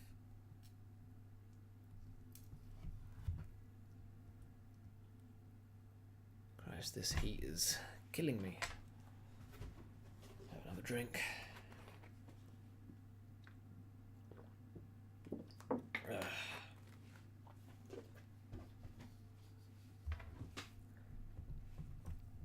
Yeah, I'd always say keep an eye on your screwdrivers and tweezers. I mean, these tweezers, they're an old pair of number 5s. So these were very, very fine. But they've been sharpened down, so they're a bit blunter. I kind of use them as an everyday, it's my most commonly used set of tweezers. I use it all the time. Right, so we'll now remove balance jewel from the base plate. Come on, you. There you come. There we go. Okay, I'm just going to get a bit of Rodico. I'm just going to poke it, and it's stuck. You can see it there, stuck to the Rodico. And I'll just put it into the pot. So I only use my tweezers for everything, especially if I feel it could ping. And so Rodico can come in handy. And if you've not seen Rodico before, it's basically this blue tack looking thing. It's just not sticky or as sticky. We just use it to hold things, pick things, clean things. It's quite a nice piece of kit, universal piece of kit, used for many different things. I also use them to oil the balance jewels. So if you've seen any of my videos, then you'll see me rest the jewel on top of a bit of Rodico, oil it, and then put the cap on. Right, so that's now base plate done. Oh wait, nope, sorry, I have jumped the gun there. It is not done. Got to do final 2 parts of the keyless.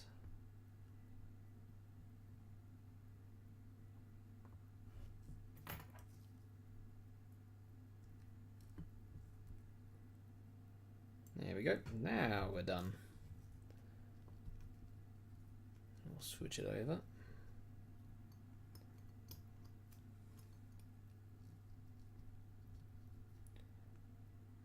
And let's have a little look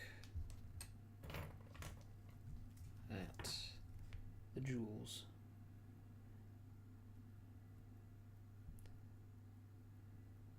Okay, I'm going to try something. I'm going to see if I can put my eyeglass onto the lens of the camera so that you can see what I see. I do this in my videos where I'll just literally stick a little bit of Rodico onto the eyeglass, stick it to the lens of the camera, and then you can get a real close-up shot.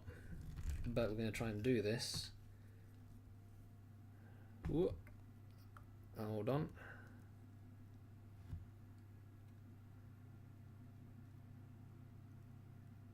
There we go.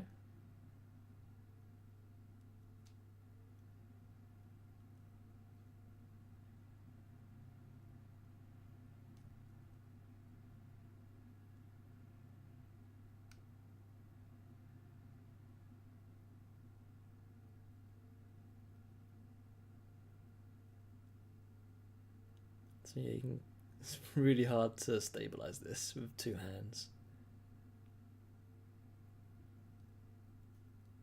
Yes, I tried, but you can almost see a little bit of the oil there. I need to get like a full-on micro lens for that kind of detail. But that would be what I would use the camera for, so you can actually see all the oil or the dried up oil, the remains of the oil, all the wear on the pivots that it's created. But this one hasn't dried up as much as the previous chronograph that we've done.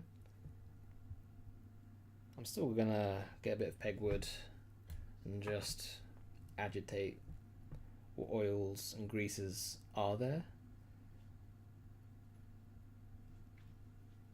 So we can do this. Shouldn't take too long. Probably sharpen it again. Just makes life a little bit easier for the cleaning machine.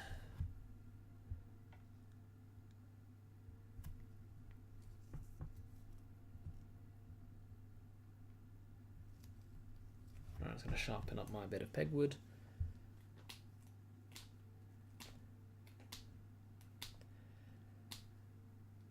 And what we'll do is we'll flip it over.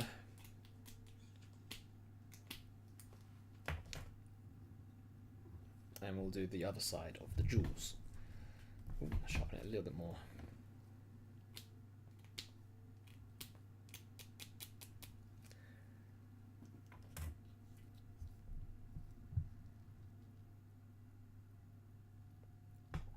I take the movement and backlight it and snap a pic, and it shows the jewels real nice and high contrast. I bet it does. I bet it does. I was going to find a way of doing that for a live stream.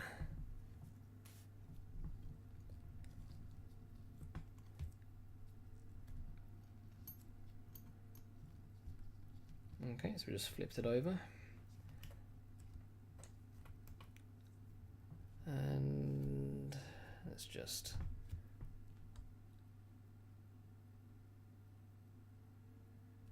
there we go.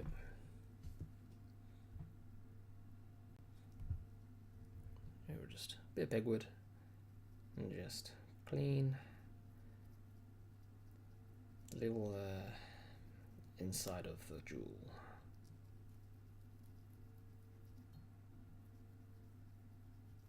Like, I want to be able to show as much as I can, but with the the quality is just not quite there to be able to do that.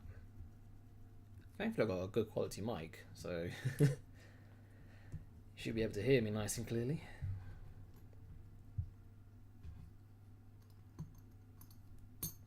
Come on, you. There we go.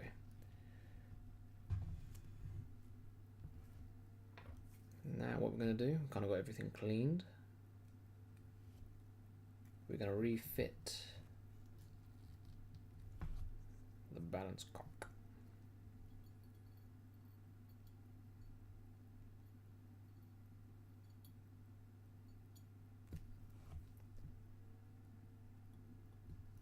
it a little spin,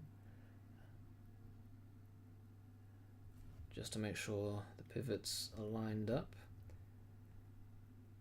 So obviously, if I shake it and it doesn't move, it kind of indicates that the pivots are, well, they're not lined up with the hole. And the last thing you want to do is tighten up the screw for your balance cock with the pivot not lined up with its hole, because all it's you're putting additional pressure on the pivots, and they are very, very fragile, and they're likely going to break.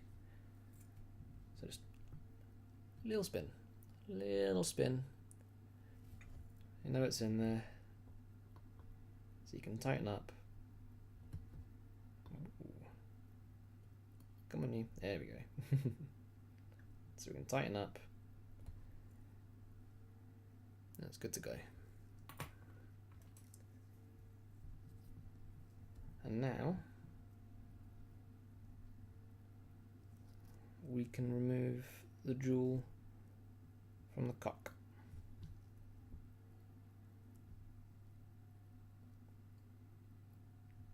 Hopefully YouTube doesn't decide to hit me with a ban hammer for saying cock.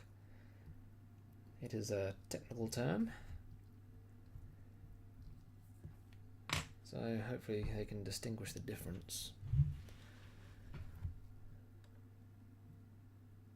Right,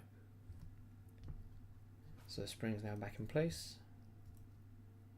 Got the jewels kind of cleaned up. I'm going to take a little look at this bridge, or this plate. I keep saying bridge and plate. Again, there's a lot of oil. I can see it just sitting at the top, which is why the stop piece was actually stuck to the underside of this plate. The oil was essentially gripping it. So a very oily, greasy watch. Have a little look. Again, doesn't look like any of the oils are actually dry. Hasn't dried up. The only place it might look like it's starting to is maybe the grease around the barrel. So we'll just give it a nice little clean. If you're just tuning in, we are stripping down a few 7750 movements that will eventually be put into Oris watches, but I'm not sure when these will last serviced, used, or even working. So we're just gonna service them quite nice and easy. And then hopefully tomorrow, this is what the plan is. Tomorrow morning I'll head in so I can actually gain access to a cleaning machine. There isn't one here on site, so I can't actually clean and then assemble. So I'll take them, get them cleaned, bring them back, and then maybe we can do a little assembly stream. We'll see how that goes. Oh, sorry, I'm out of frame, out of focus. God, such a newbie streamer. Right, there we go. So we're just cleaning the jewels.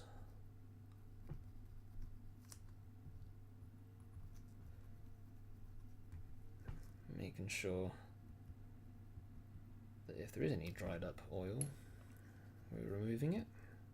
Right, so I'm now quite happy with that.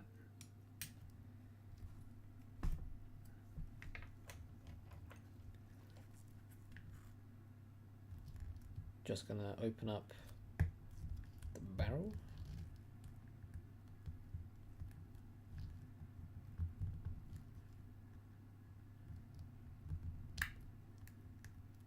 Okay, managed to get that popped open.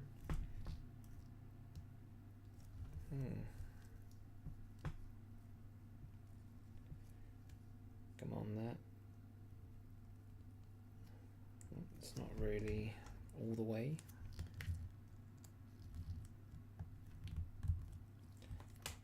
Now it is.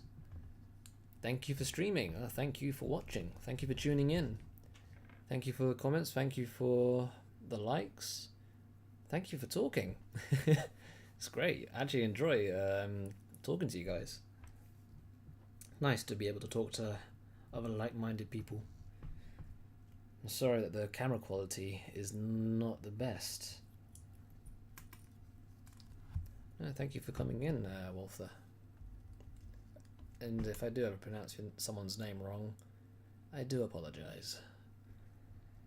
I do not intend to offend by mispronouncing names. Just not something I'm maybe great at. But yeah, no, thank you for tuning in. Right, so we're going to now remove this arbor. So just like we did before, let me try and get some focus. Let's see if I can pop it out.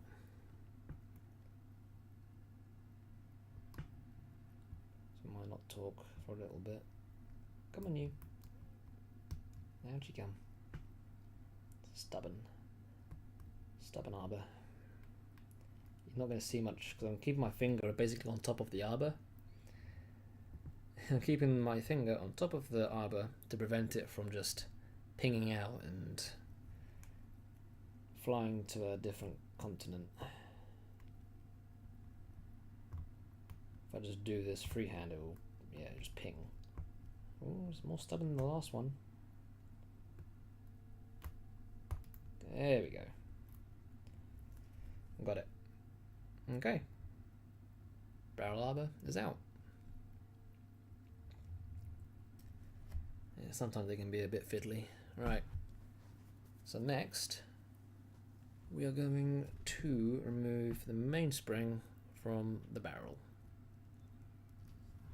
So I'm going to zoom out a little bit here.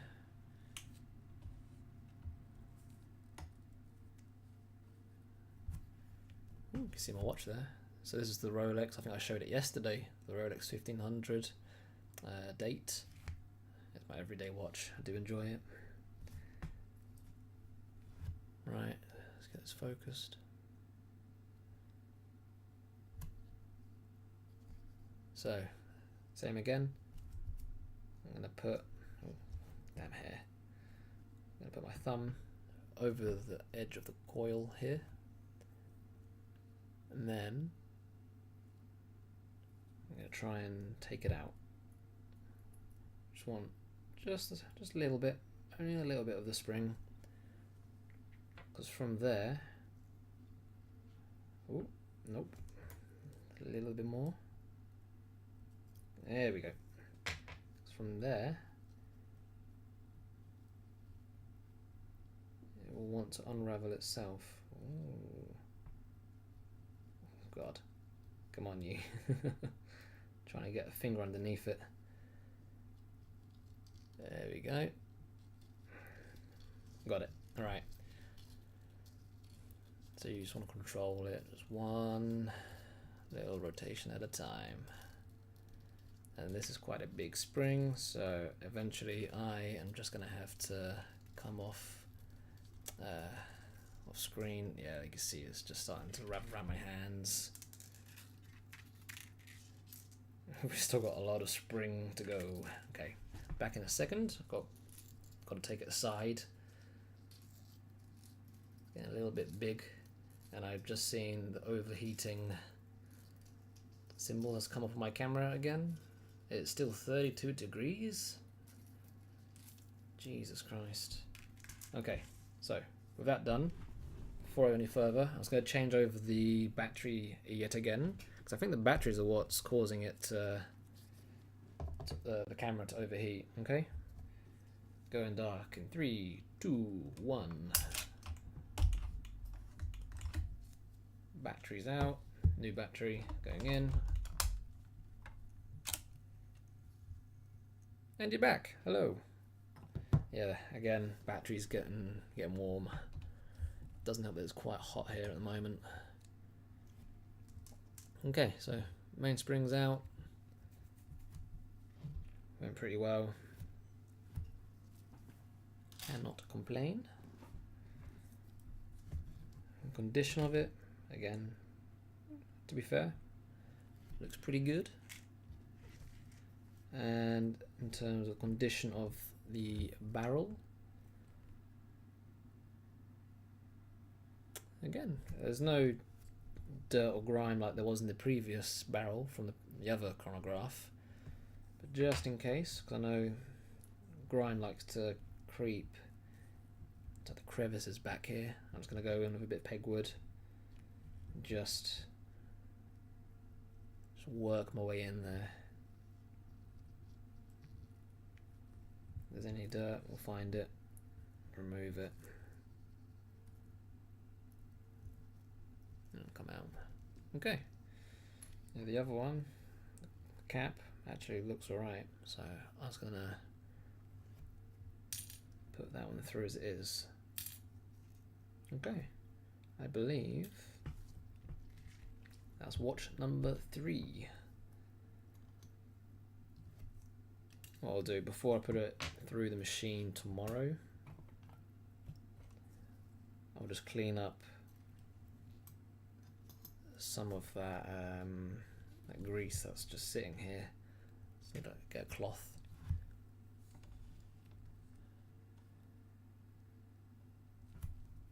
Oops, sorry, let me get the focus right. Yeah, there's just a nice amount of grease just on the surface here. So before I put that in the machine tomorrow, I will clean it with a cloth. Hello there, is it Matthias Wallin? Hello, how did you learn particular movements? Any documentation or just learning by practicing? Learning by practicing, my friend. Learning by practicing. I learned on the job with mostly ETA and Salita based movements, which eventually moved on to doing more, quite a variety of watches. So a lot of vintage Omegas, Rolexes, IWCs, Cartiers, the whole lot. So I learned on the job. Wasn't any documentations or books. Just learn via doing them. Probably the best way to do it, to be honest. Easiest way. Alright, so that's watch number 2. We've got 3 chronographs here at the moment.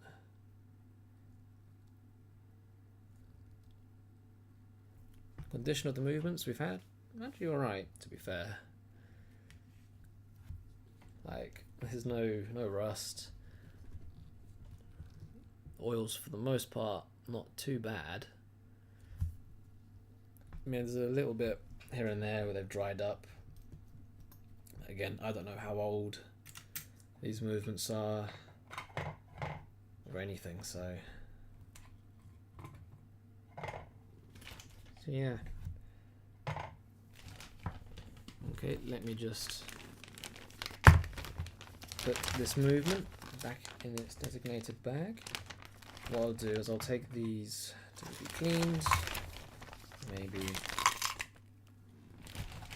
come around tomorrow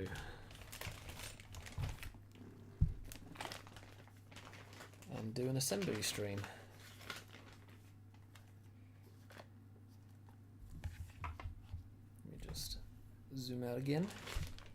This is the last one. Truth be told, I'm not sure I managed to strip all this down before either the camera dies or the battery dies. I got one on charge, but I did change them because they're overheating. So we'll see how far we get. Hang on. I think we've been live now for a good few hours. Thank you all for tuning in, commenting, liking. I think it's gone pretty smoothly so far. Let's have a little look. So yeah, been live now for 2 hours, 5 minutes.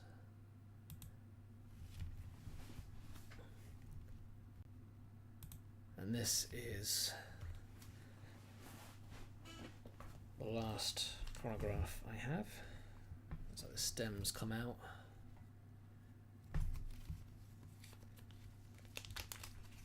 maybe I'll be able to put it back in. These are all for Oruses, by the way, so it's nothing too fancy.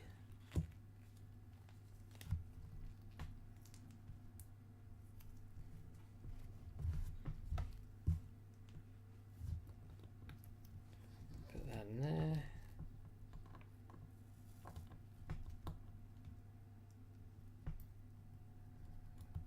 Ooh.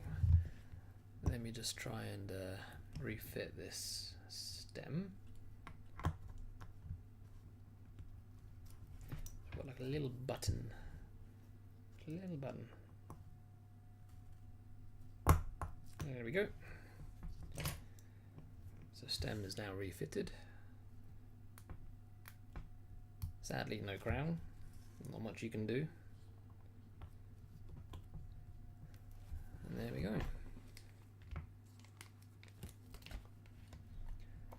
So we've got another container at the ready.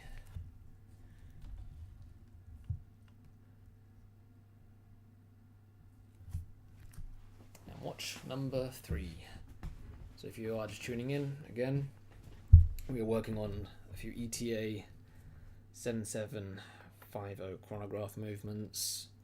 This is now the 3rd movement of the day. So we're typically, you know, taking about an hour, just chilling, answering any questions, and just talking through the strip down process, and you can get a feel for how long it takes to get one down from start to finish.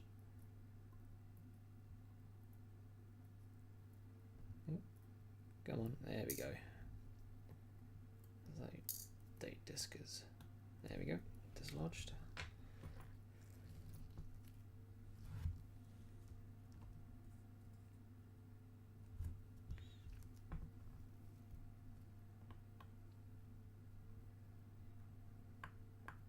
So 3 screws, 1, 2, and 3. Get a little bit of Rodico, and we'll just pick up these screws with the Rodico and put them into the container. Nice and easy. Grey screwdriver. I'll just use this just to lift the platform. Hopefully the spring doesn't ping out. It does not. Fantastic. And we'll now start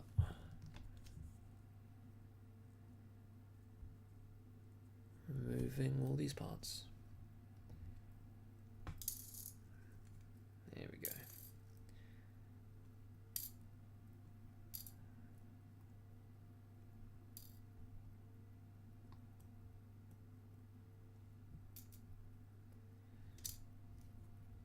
Again, I'm going to put my finger, what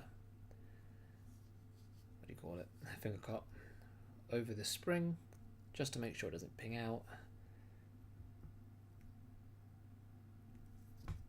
Just get my tweezers, and there she is.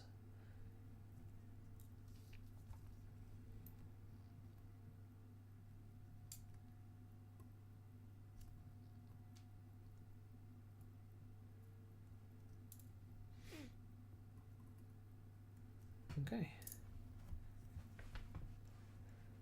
and again, hand levers, friction wheel. We'll just slowly pry that off the post.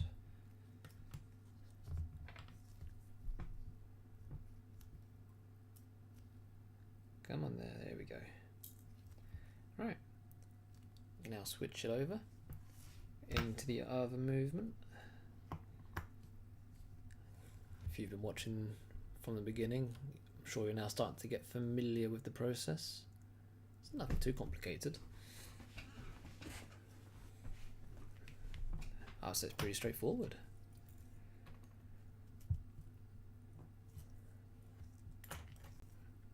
the spring.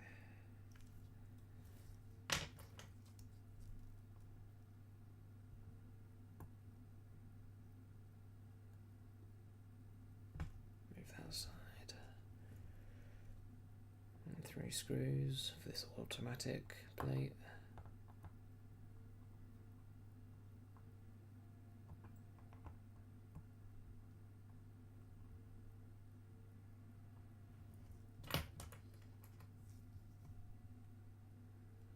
One, 2, and 3. And that plate comes straight off.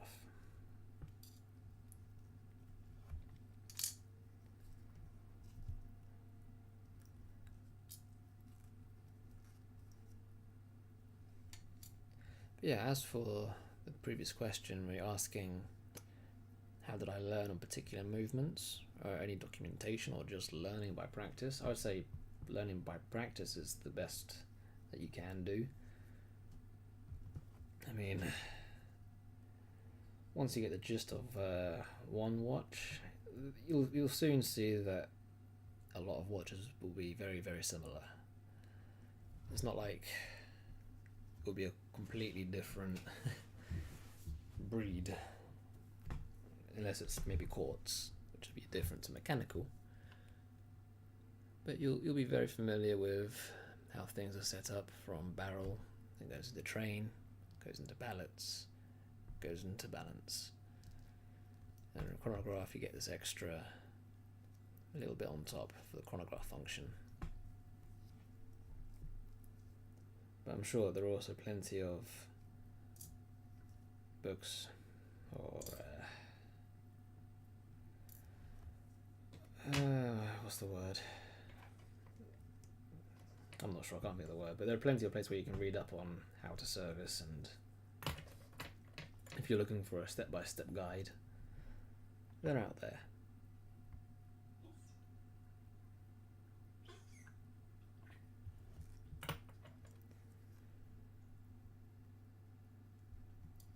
Okay, nearly finished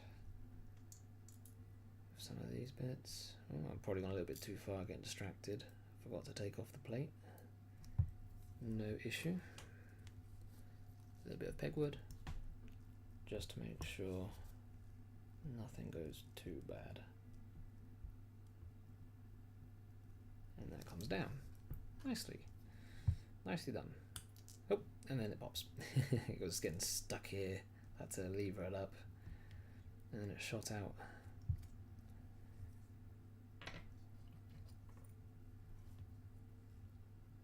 And then 2 screws. One there. One there.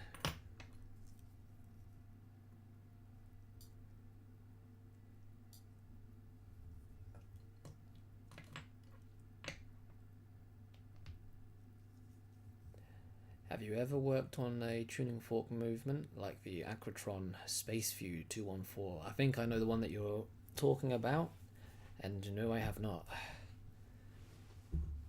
Pretty sure I know the one that you're referring to, but no, I've not worked on one of the tuning fork movements. I'm not sure if it's really one on my to-do list either. I've seen them. I think, ooh, hello. You look a little interesting, should we say. This is the one with like the 2 copper coils. Or am I thinking of something else? Might be. Am I thinking of the right one? Give me 1 second. I've got my phone to the side.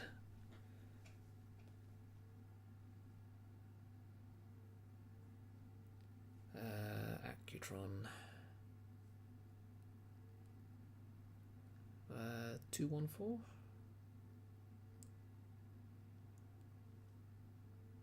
Yep, that is the one I was thinking of. One with the 2 coils, 2 copper coils. No, I've not worked on one of those.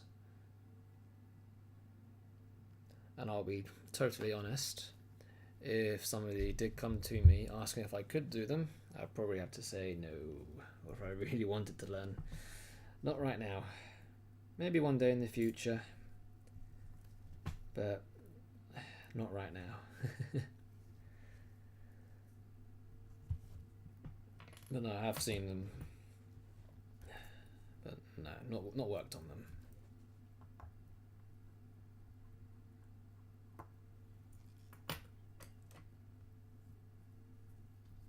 I've just invited my subscribers to join in shooting and watching. Hey, well, hello there. If you are joining from I Shoot Watches, hope you're all well. And oh god, another temperature warning. Okay, my camera is overheating again. I think I'm having issues with the battery. Just to give a little rundown what we're doing before I change the battery. We are stripping down some ETA 7750 chronograph movements. This is now the third one of the day. Kind of spending like an hour per movement. Hello Robert, how you doing? This is a second live stream ever, so I want to do a lot more live streams. You know, we'll be stripping down, hopefully assembling watches later in the future. I mentioned tomorrow, hopefully I'll be able to do an assembly of one of these. I think one should be enough. Stripping down is usually a lot quicker than assembly. Ooh, there's a tight screw. Got it. But yeah. So hopefully tomorrow, depending on just how hot it gets here in the UK, we're expecting about 40 degrees, so I may actually just bunker down. But depending on how it goes, I want to get these watches cleaned, and hopefully I can bring them back. So I'm in the UK, in terms of what time zone, I'm not sure what that is, but yeah. We're expecting 40, so it's going to be hot. I'm losing my train of thought on where I am with this one.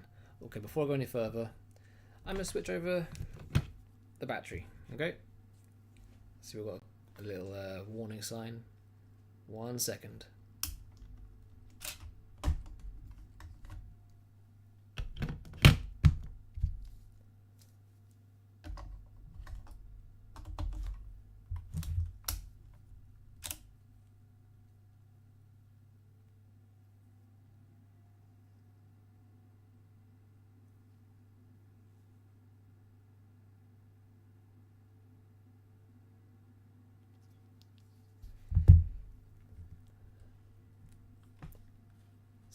GMT, watching from Manhattan Beach. Hey, god damn!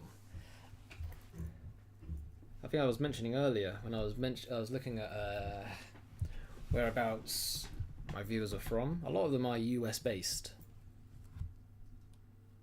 I hope you're having a good time. Wish I was at a beach.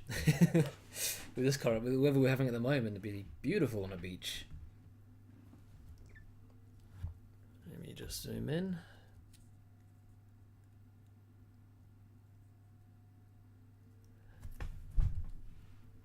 But yeah, it's almost too hot. Too hot. Right, we're going to move movement holders into this one so we can remove that spring that sometimes pings out. Hopefully it doesn't this time. Maybe I'll try to get it from the side. Gotcha. There she is.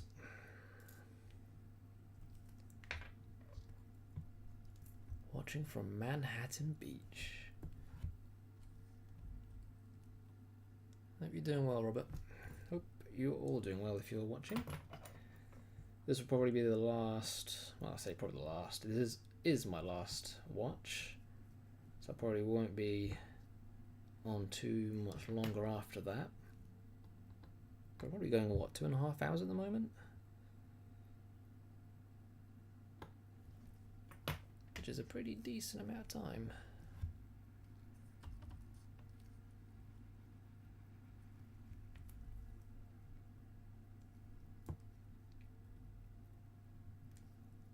current time is now, it's come up 9:25,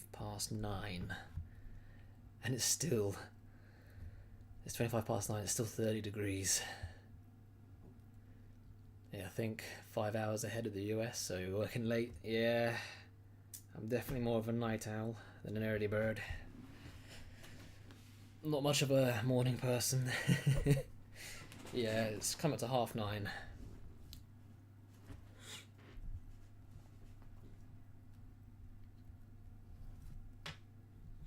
Yeah, exactly. Copper core. Yeah, it was the copper. That was the one I was thinking of. But no, I've not worked on one of them before.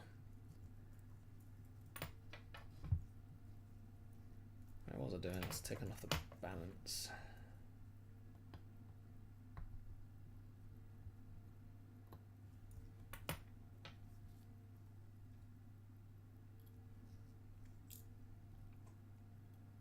Move this aside.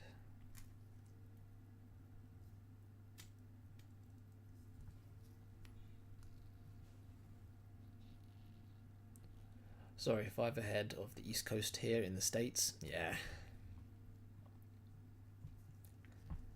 It's just starting to get dark here now. Just having a little look out the window. Just starting to get dark.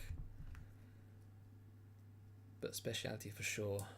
Quartz and the tuning fork. Yeah, that's especially with the tuning fork. Yeah, tuning fork is a whole nother beast, I would say, compared to your average quartz watch. And then quartz in itself is a completely different thing to mechanical watches. Out of the two, I definitely prefer working on mechanical watches, whilst I have serviced quartz watches. If you give me the option, I'll do mechanical every day. Okay, got to try and cut the power here.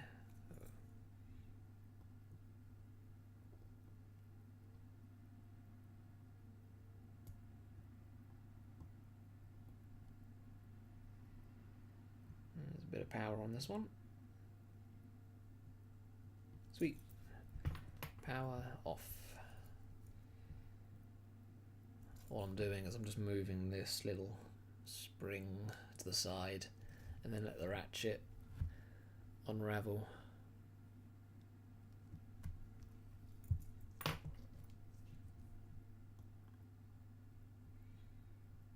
And 3 screws, 2 on the crown,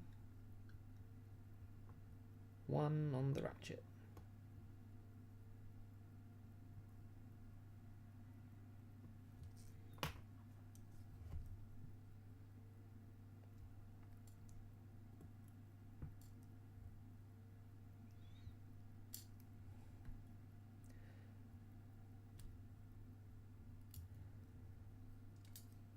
So I'm hearing a lot right now about the heat wave that we're having here in the UK and Europe. How's it looking over in the States at the moment? You guys getting any hot weather at the moment? I imagine some areas, like Miami or Florida, are always going to be getting hot weather. LA. But for me, this kind of heat, never seen it before.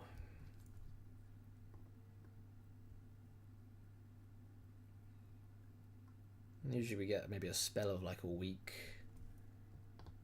or 2 of decent weather. Not this hot. What's your business with these watches? Servicing them for people, or are you refurbishing watches and selling? Both. I do both. So these watches, these are just stock items. They're not my watches, but these are going to be like on display as Oris's. So I guess that answers for these watches in particular. But I do buy, refurbish, service, resell.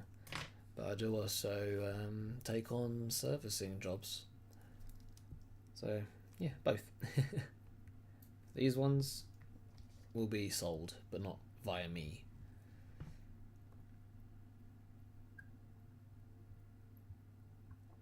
I'm just doing the service.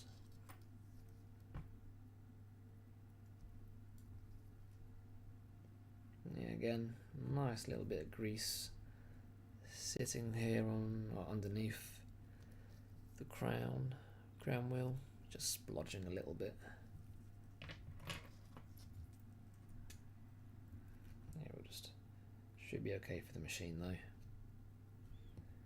Just pry the plate off. Come on then. Up we come. There we go.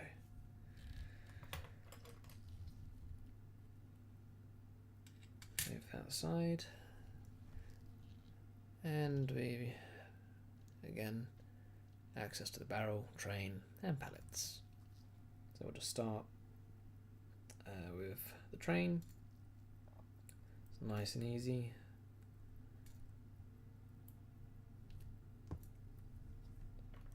Might as well just remove the barrel and the stop piece. We'll sort out the barrel in a little bit.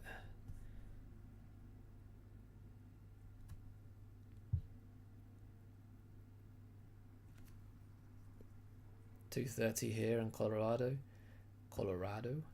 80 degrees Fahrenheit. Give me 1 second. I only know centigrade. I shall do a quick conversion.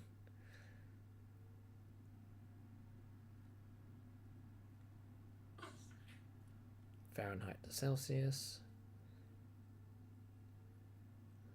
80. So that's about 26.6 degrees Celsius. I think that's about as hot as it's going to be tonight. I think it's going to be down to 23. So whatever that is in Fahrenheit, I'll just turn my phone off sadly. So it's going to be a warm night tonight. No duvets today.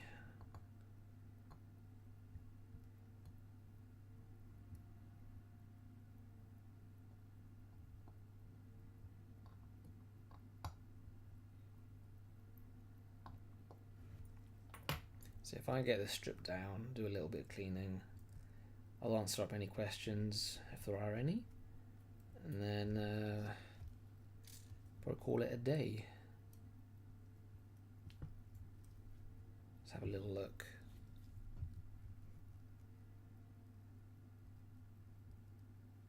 Yeah, the oils are starting to dry up here.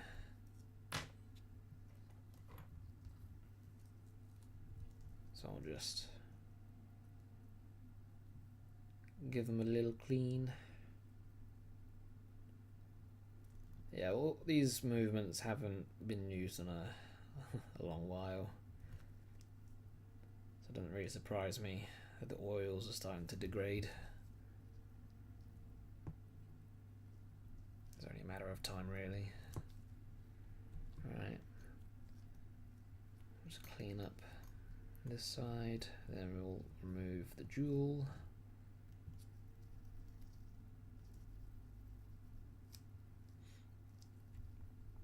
Yeah, it's 9:30 here at the moment, so if I finish up, probably be about, I'm not sure really, could be about 10. Getting late.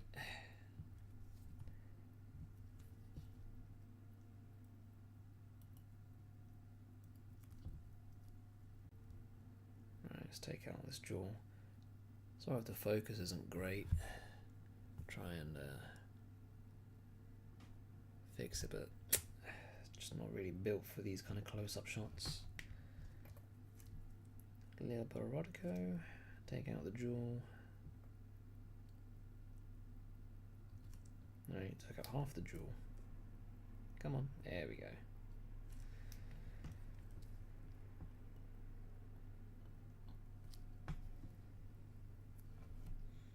Again, let's remove the keyless.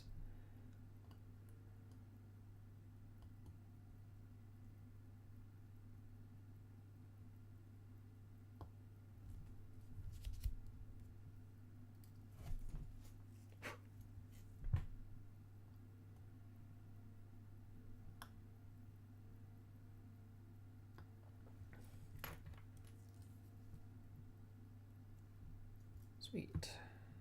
That comes straight off. Yep.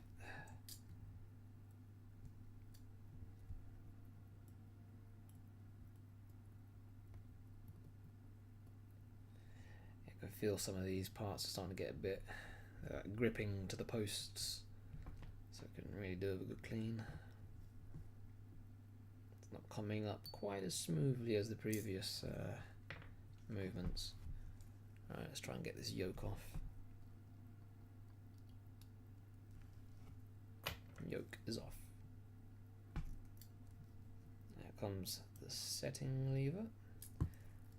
Pull out the stem and drops the winding and sliding pinions. Put those aside. Get the stem. I love it that you did 3 chronograph movements in a row on a live stream with an open chat going. It really shows you know what you're doing. Well, like, I mean, I guess it does. But no, I think if I was to just do one, it would be almost quite short. It doesn't take too long to strip them down. I mean, I'm taking my time definitely at the moment. I'm reading chat, you know, answering questions. But I do find when I'm doing these, I just go straight into autopilot and strip them down. So it's nice to switch up a little bit, talk to you guys. You guys get to talk to me and ask any questions, and it doesn't really interfere because I'm not having to focus too much.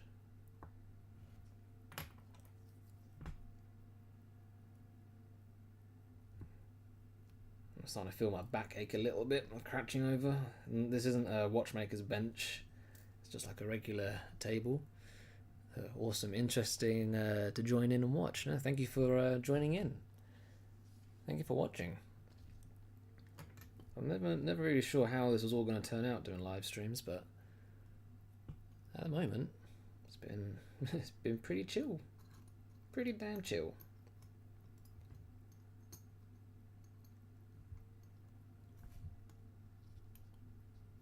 No, thank you all for joining in. It's what makes the live streams more fun for me. Getting to answer any of your questions and just, well, have general chit chat. Okay, so now we're just going to put the balance back in.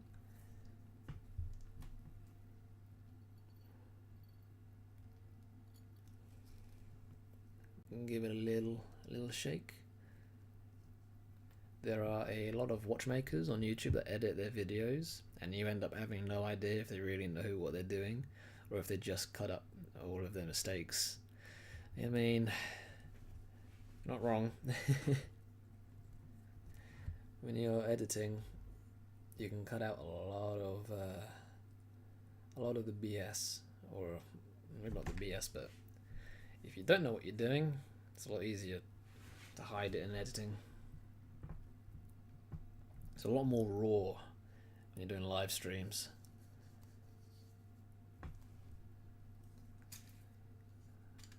Oh, it's as raw as it gets, really.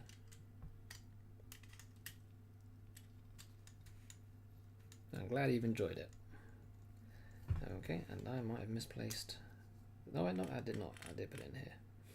I'm going crazy. That long screw for the balance, and I see we have a temperature warning again. Yeah, I'll probably have to call it pretty soon after this. This camera's suffering a little bit. Poor thing.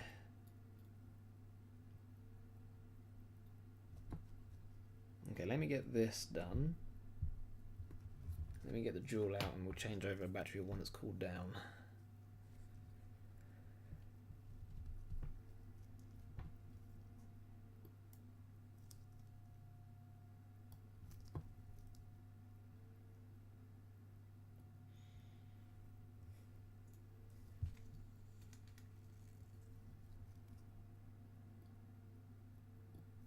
Okay, right, so that's most of the base plate all done. I'm just going to quickly change over the battery again with one that's hopefully cooled down a little bit so nothing overheats. 1 second.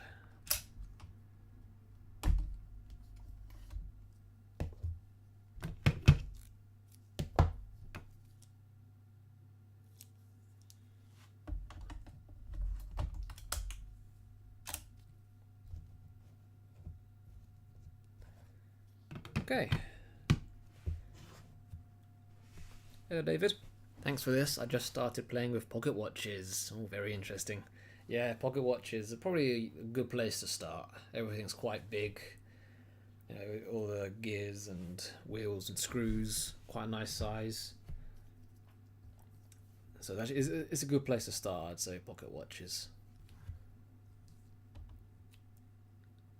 Especially if you get a nice quality, like Benson or Waltham. You shouldn't have any issues, really. Alright, let's just put this aside, and we'll peg out the jewels on this bridge. But no, pocket watches, that's the other thing I might stream, doing a pocket watch.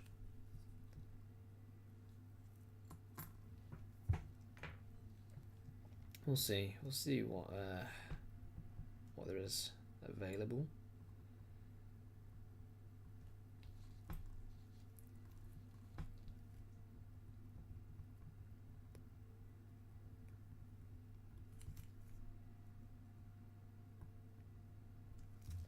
Okay.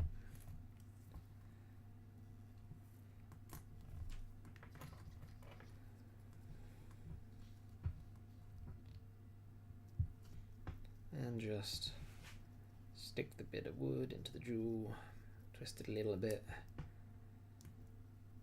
dislodge any stubborn bits of dried up grease. Makes life a lot easier for the cleaning machine. Right.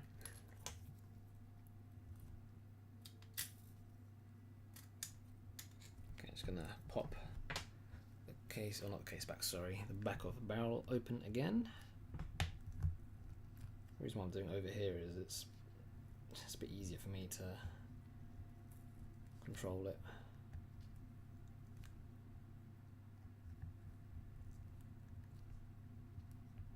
I'm just taking a little knife, slotting it into the groove, popping it. Not like a 2824 barrel. I'll show you in a second. I wish I had a 2824 barrel for comparison. But once I take this off, you will see.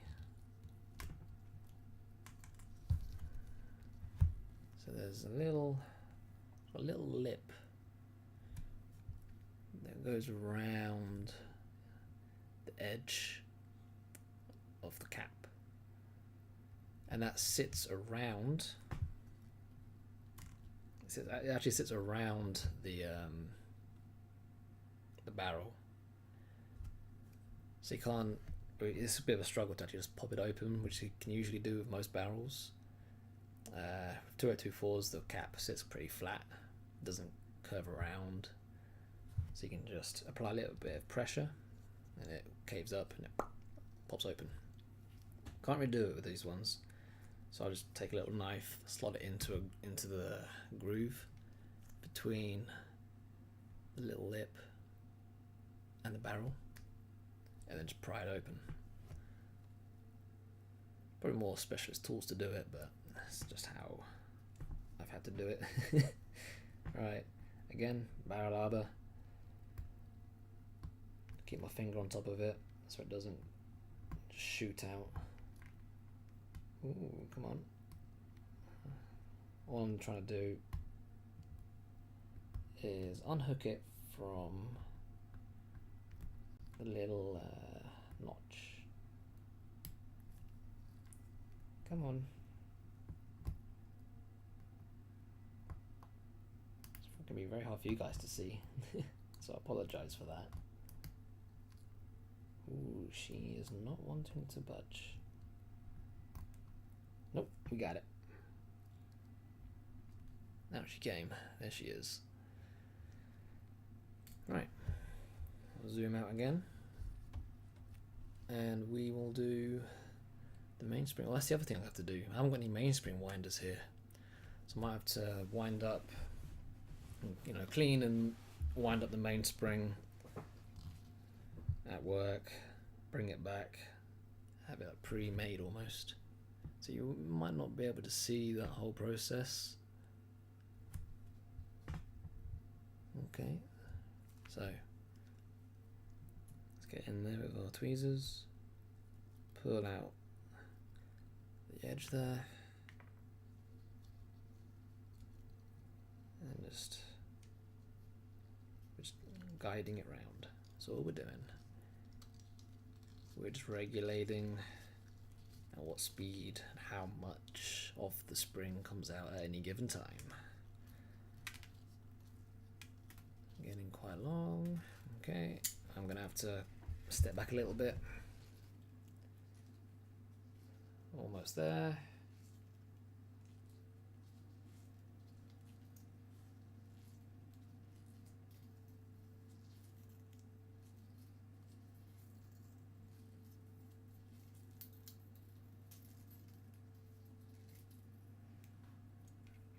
And there we go.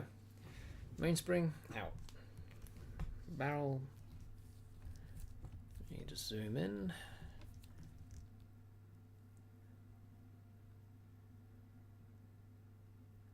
There she is. That's probably as good as we can gonna get. And we'll just go around into the little crevices. Clear out any dirt, any gunk. We'll do the same for the cap.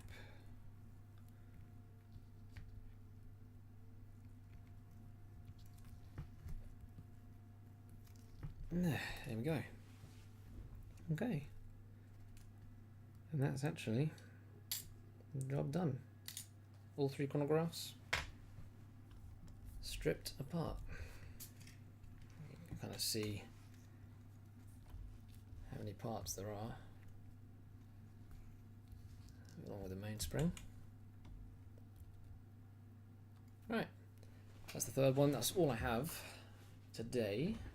I won't be able to do any assembly just due to the fact there's no cleaning machine, so I can't actually do that on site.